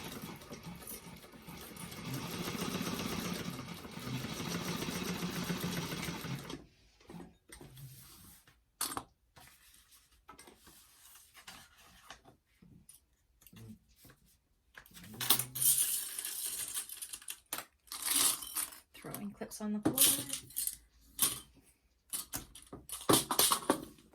So you can see that's what we have. Make sure there's no holes or anything. And we have that. So we're going to do the exact same with the other panel, right sides together. The only difference is I'm going to make a mark from, oh, how big is this? About there to there. So just after the corners, that's about 7 inches or so. And we're not going to sew that part of the bottom. We're going to sew down the sides and stop, and you're going to backstitch. Then you're going to start here again and backstitch and move all the way up. The reason we're doing that is we are going to birth the bag through the bottom of the bag. And then after we've done that, we're going to reach in that hole in that pocket, and we're going to pull the bottom up. I'll show it all when we get there. But yeah, leave that opening in the bottom. So all the way, or clip it all the way around again. Do not sew in that one area. And I'm going to do that off camera, and I'll come back and show you what we got.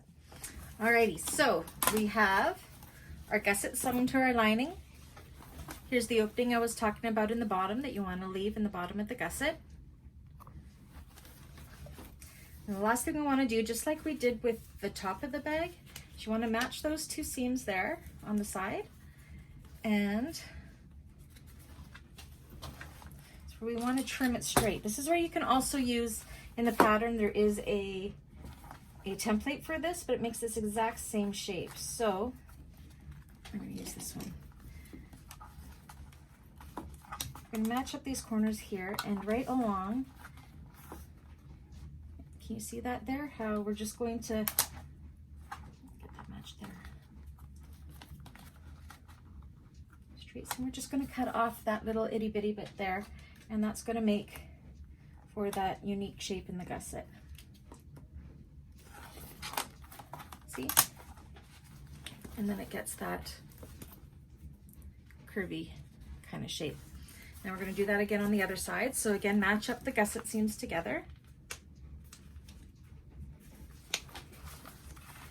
It's a little awkward because my snaps are going together there, but that's okay.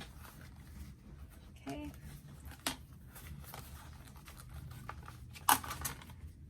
Even.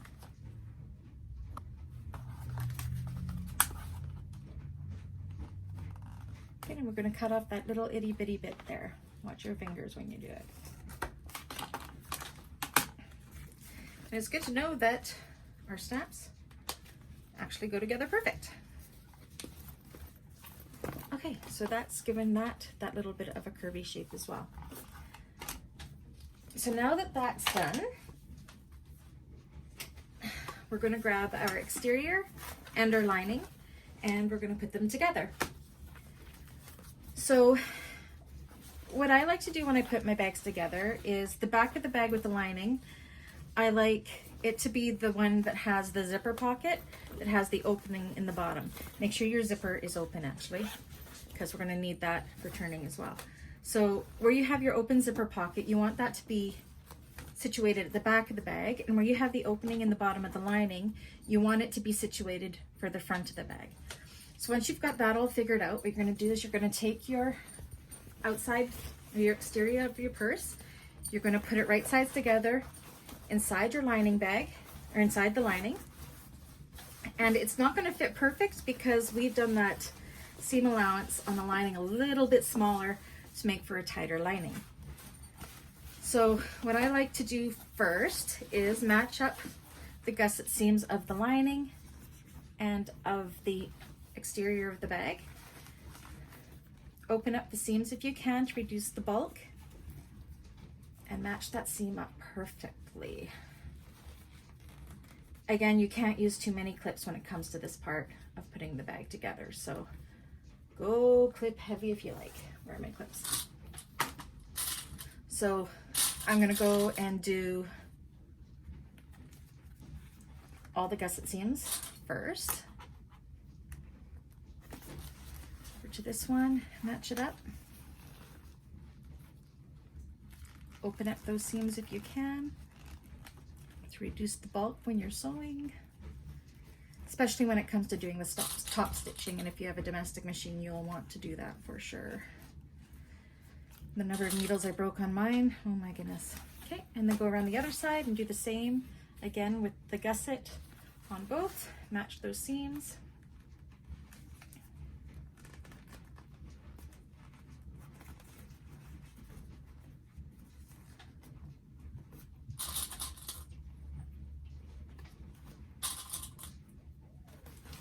And on this other side.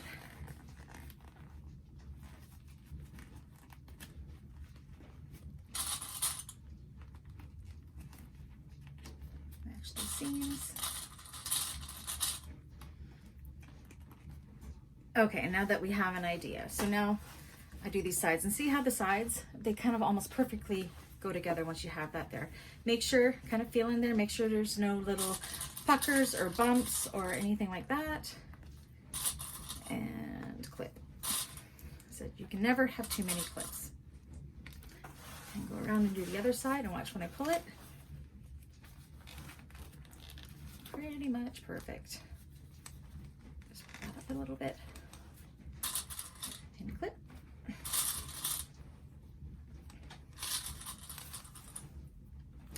And when you get to this part of the bag, make sure you match up your corners here and pull it nice and tight, because this has got lots of corners, this bag. Let's match up those two corners and clip.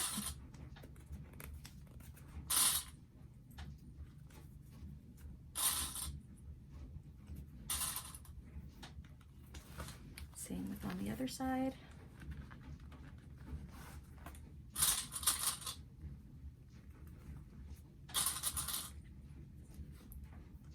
And on this side, I'm going to continue all the way around till I have it going. Make sure when you get to where the flap is that you stick your flap and all your rectangular rings are down so you don't hit them with your needles. Okay, so I'm going to go off camera. I'm going to finish pinning and then I'll come back. All right, so I've gone around. You can see I've spared no expense with the pinning. So you just go all the way around, pin it, make sure everything is matched, that there's no lumps and bumps or tucks, and everything's tucked in. There's nothing that you're going to go over that you shouldn't go over. And then it's the moment of truth. We are going to do this. So we're going to stitch with a 3/8 of an inch seam allowance all the way around. And whenever we come to the corners, we're going to make sure we put needle down before we turn, so we get that nice sharp corner. So we are going to start doing that. So just kind of pick a place to start. And what I do is I like to do it with the panels down. So you just kind of push the other one out of the way.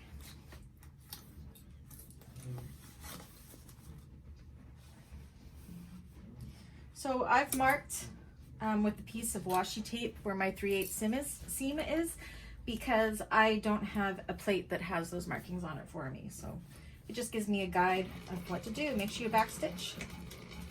Go nice and slow. You want to get a really, really good shape. So as I come up to this corner, I'm going to go needle down. I'm going to turn this out of the way. Oh, I can probably go one more stitch. And then turn. Perfect. And then go up there. I'm going to get about 3/8 of a way. I'm going to go needle down. I'm going to turn. No, I could probably go one more stitch. So hand cranking, just so you don't go too far. Turn, and perfect, I'm at 3/8. And then you just kind of adjust and flatten out those seams. And go clip to clip, nice and slow. Make sure your seams are as matched as best they can on those sides.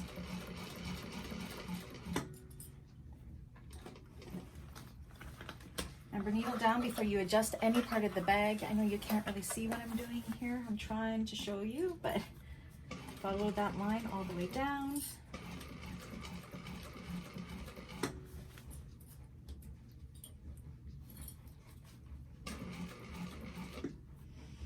Another turn here. Perfect.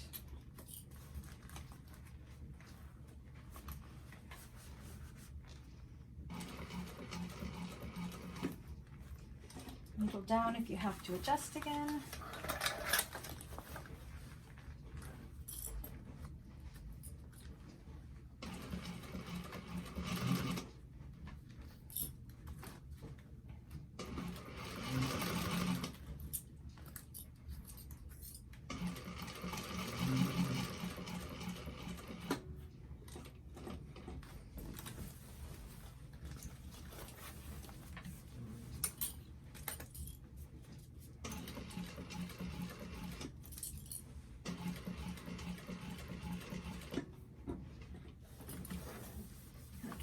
Further. Perfect. Nice stretch, straight stretch, so you can breathe a little bit.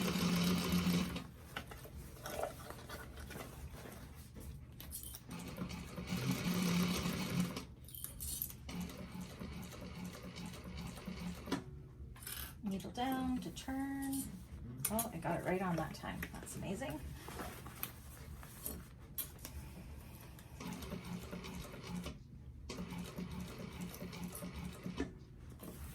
Needle down, turn. Oh, sounds like some of my new fabric is all done in the dryer. Yay. Needle down before you adjust again. Trust me, you'll be mad at yourself if you don't.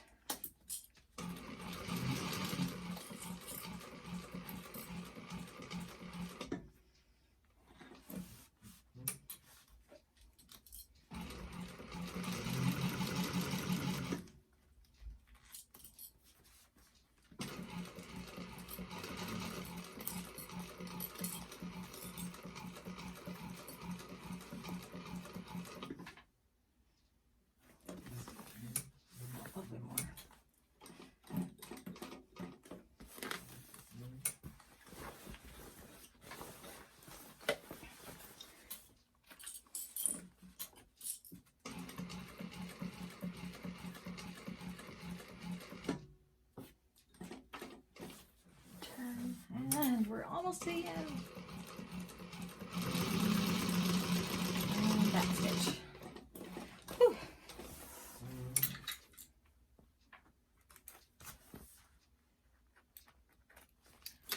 Just go around, take a look. See here, my seams kind of got wrecked, but that's okay. I'll be able to sew through that. Make sure your corners are all sharp. Make sure both the lining and the exterior got caught. And that's that. I just got to double check.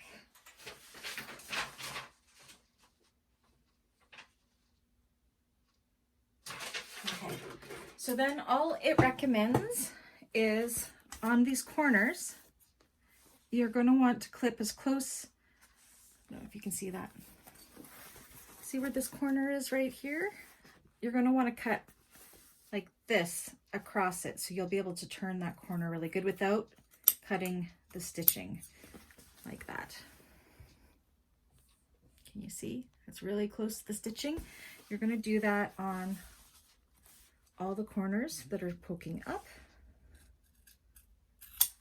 And then anything that is going in like this, where the corner goes in, you're going to go on that corner and not quite to the stitching, but close. You're going to make a clip like that so it can turn and get that sharp corner.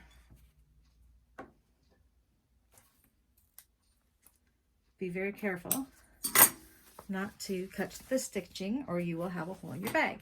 So the corners that are up, you're going to cut like that. Corners that are down, you're going to cut like that. And that. And it just makes it easier to poke them out. Did I get them all? I did. I want to make sure. So the tips turn correctly. All right, so now the moment of truth, we get to birth the bag. So that's what this bottom here is for. Now, this can be a little frustrating. It's getting a big bag through a small hole. I'm hoping this one's not too bad. It's not too bad. It's a softer bag, so it doesn't have a lot of really heavy material to make it hard to come through there, like a lot of Peltex.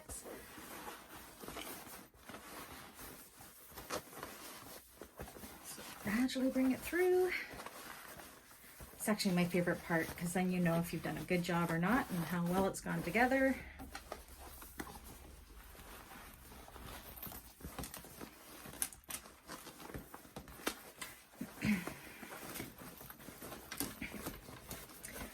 So what I like to do is just kind of pull at all these sides. You can see how our seams ended up being pretty good here.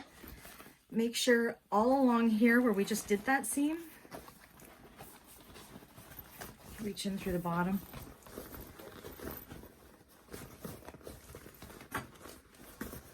Look at any corners you can find, like there's one right here. So you can point it out and make it, whoops, kind of sharp. Go along the whole thing of that seam with your hand just to make sure there's no holes and that you're poking out those corners from the bottom inside of the bag. I'm just reaching in through the hole. There's one right here. You can use a turning tool or a chopstick or whatever. I'm managing okay with just my fingers. And we can see that we did not too bad with that either. So that's good. All the way around, pushing out those seams.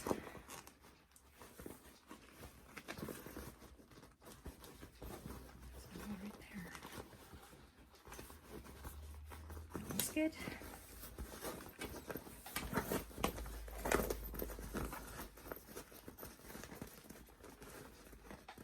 Cut that corner. Oh, our corners turned out nice and sharp and pointy. That's good.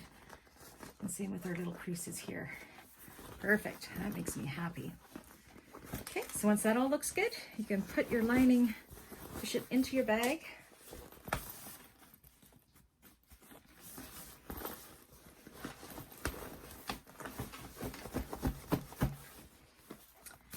As you can see here, our corners look pretty darn awesome. So then what I'm going to do is, I don't think I need to use clips, but now we have to go around and top stitch the bag. No, I think I'm going to use clips. So kind of finger press your seams here. Just put a few clips to help hold them into place. Make sure there's no lumps and bumps. I can see right here I need to push it out more, so I reach in through the bottom again, push that seam out more.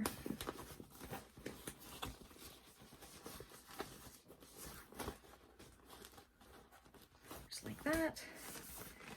And just shape your bag, because the top stitching is going to keep all of that in place. Still not really happy with that. Right there. There we go.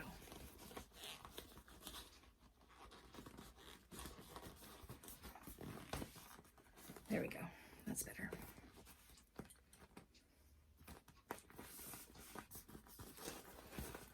Push everything in.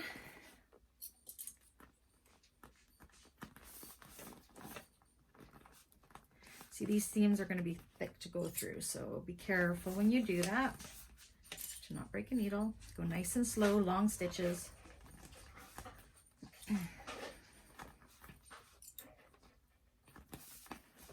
The front turned out amazing with our corners.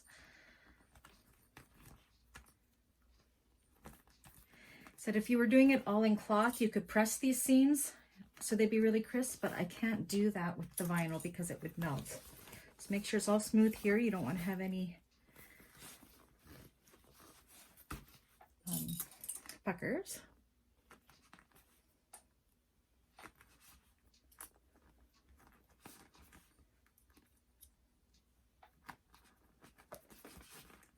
Again, if you have to reach inside the bag again to get those creases or seams nice, for sure do that. That's why we sew all that up last.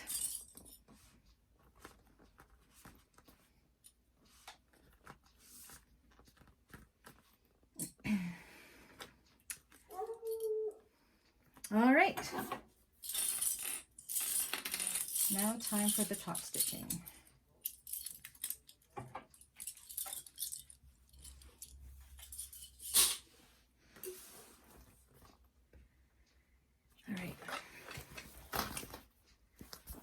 Start with the back. So it could be a little bit awkward. You want to make sure you kind of tuck one side out of the way. And then, actually, I think we're going to start, I don't want to start this. Sometimes it's nice to start in a seam, because then your knot doesn't show as much. So that's what we're going to do. You're going to start shortly after that in the gusset. And I'm going to do a 4.5 to a 5 inch stitch length for this because it is going through vinyl. It's a little thick, and it's going to be an 1/8 of an inch seam allowance all the way around. Take it slow, make sure you're pulling everything and everything's going how it needs to go. And back stitch.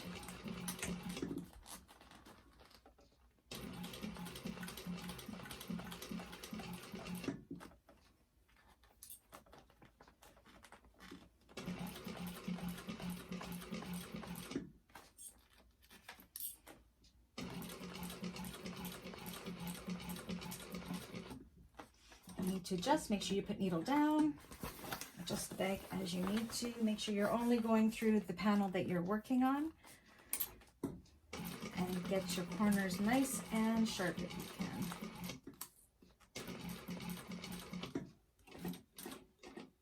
Needle down before you turn, and go a little bit further still.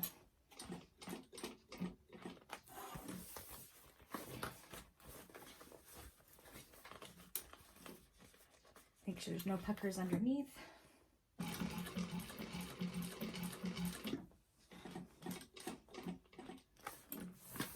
Turn.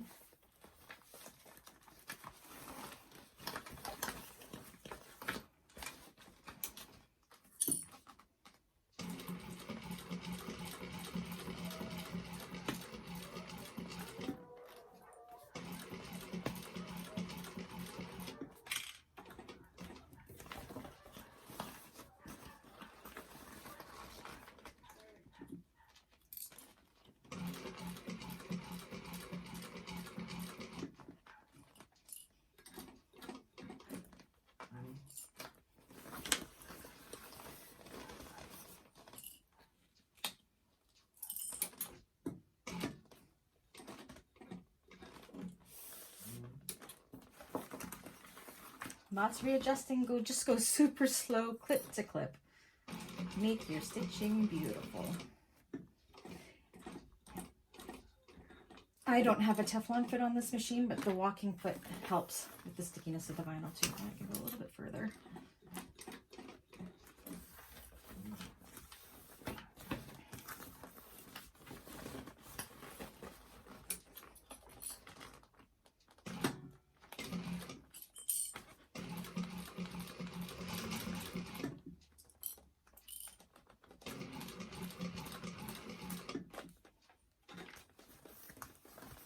This top stitching and vinyl is the whole reason I wanted to get this industrial machine, because it's just be the most stressful part of making the bag, because my Juki can always go through all of the layers.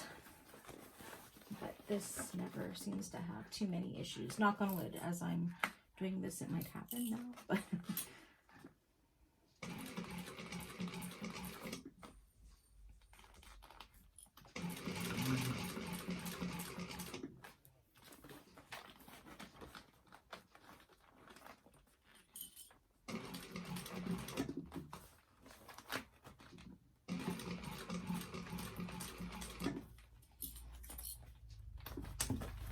things up at the waist still.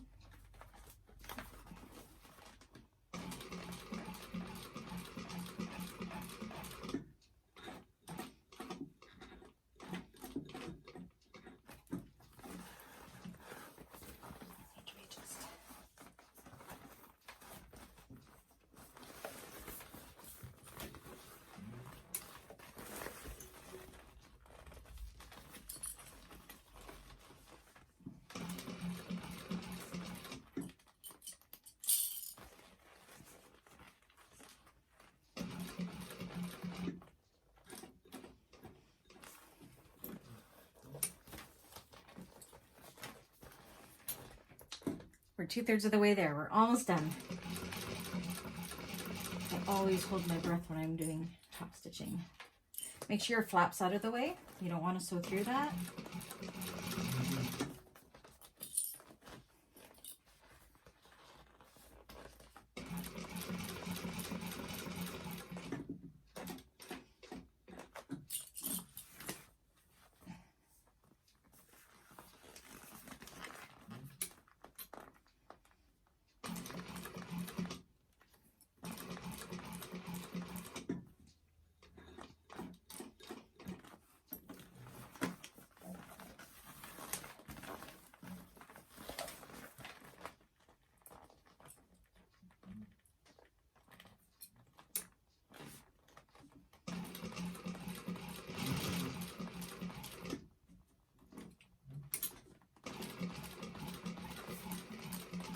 And back stitch when you're done.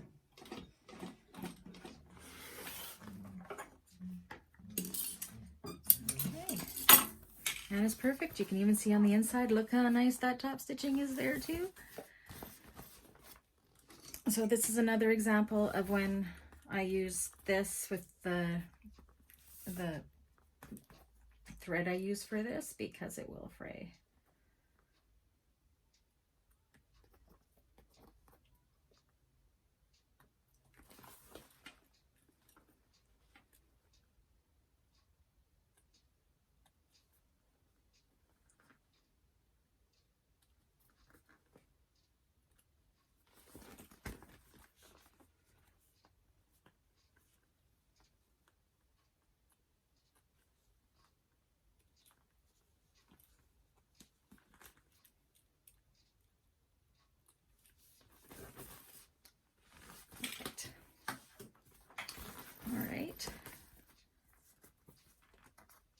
With my threads a little bit here.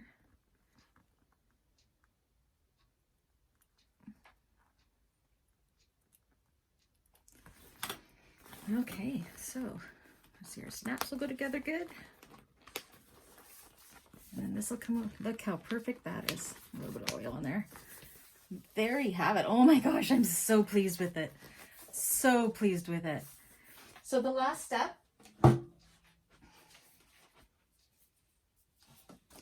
and I'm not going to do these on camera, but you'll take your straps, put them through, and then rivet them like that, folding over about 1/2. So yeah, how beautiful is that? Oh my gosh, I'm so happy with it. So happy with it. Let me open it up. Oh, we forgot one thing. We have to sew up the lining. So to sew up that bottom panel, you're gonna reach into this pocket and you're gonna pull the pocket out. I don't believe we almost forgot this. And then you're gonna reach in and you're gonna find that opening in the lining here and you're gonna pull it through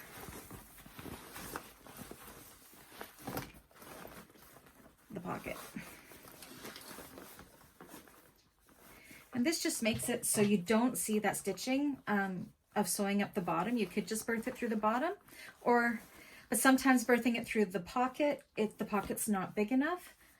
So if you pull it out through the pocket, this will have like a seam you won't even notice. And then because you will notice the seam inside the pocket, but nobody's going to see inside the pocket. So it's perfect. So sew up that opening. And we did a 1/2 inch, so we'll do a 1/2 inch again along the bottom here.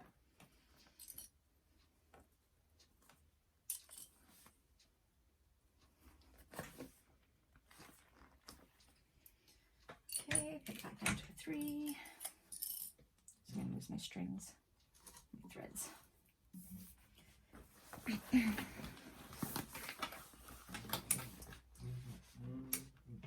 Make sure you back stitch as well.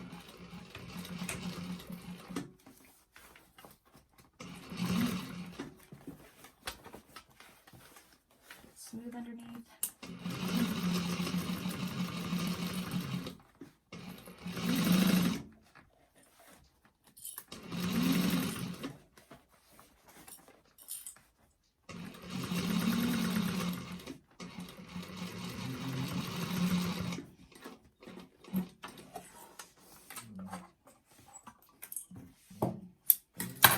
Whoops.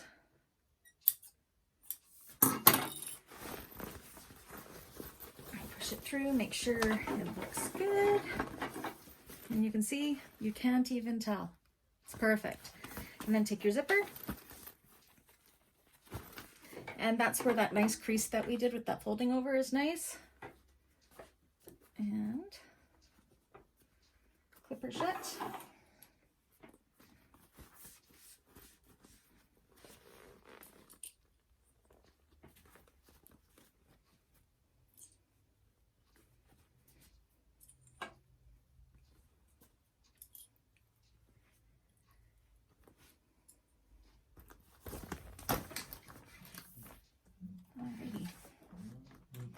With the 1/4 inch seam allowance, and sew that open closed.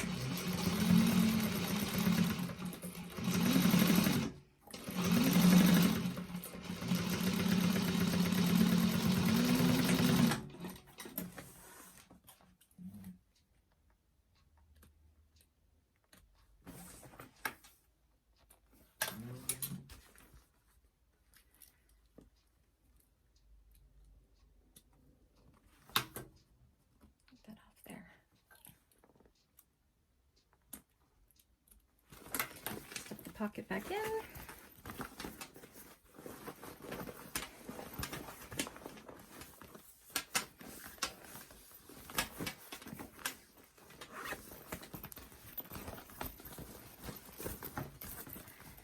And there we have it. So we have the inside of the bag, and of course I added the slip pockets in. So we got 4 slip pockets. This one I added in extra zipper pockets on each side. You can see how the lining isn't too floppy because we took that extra off of it. That's it. And then you just put on the straps and your Molly bag is good to go. And she's a perfect. I love her.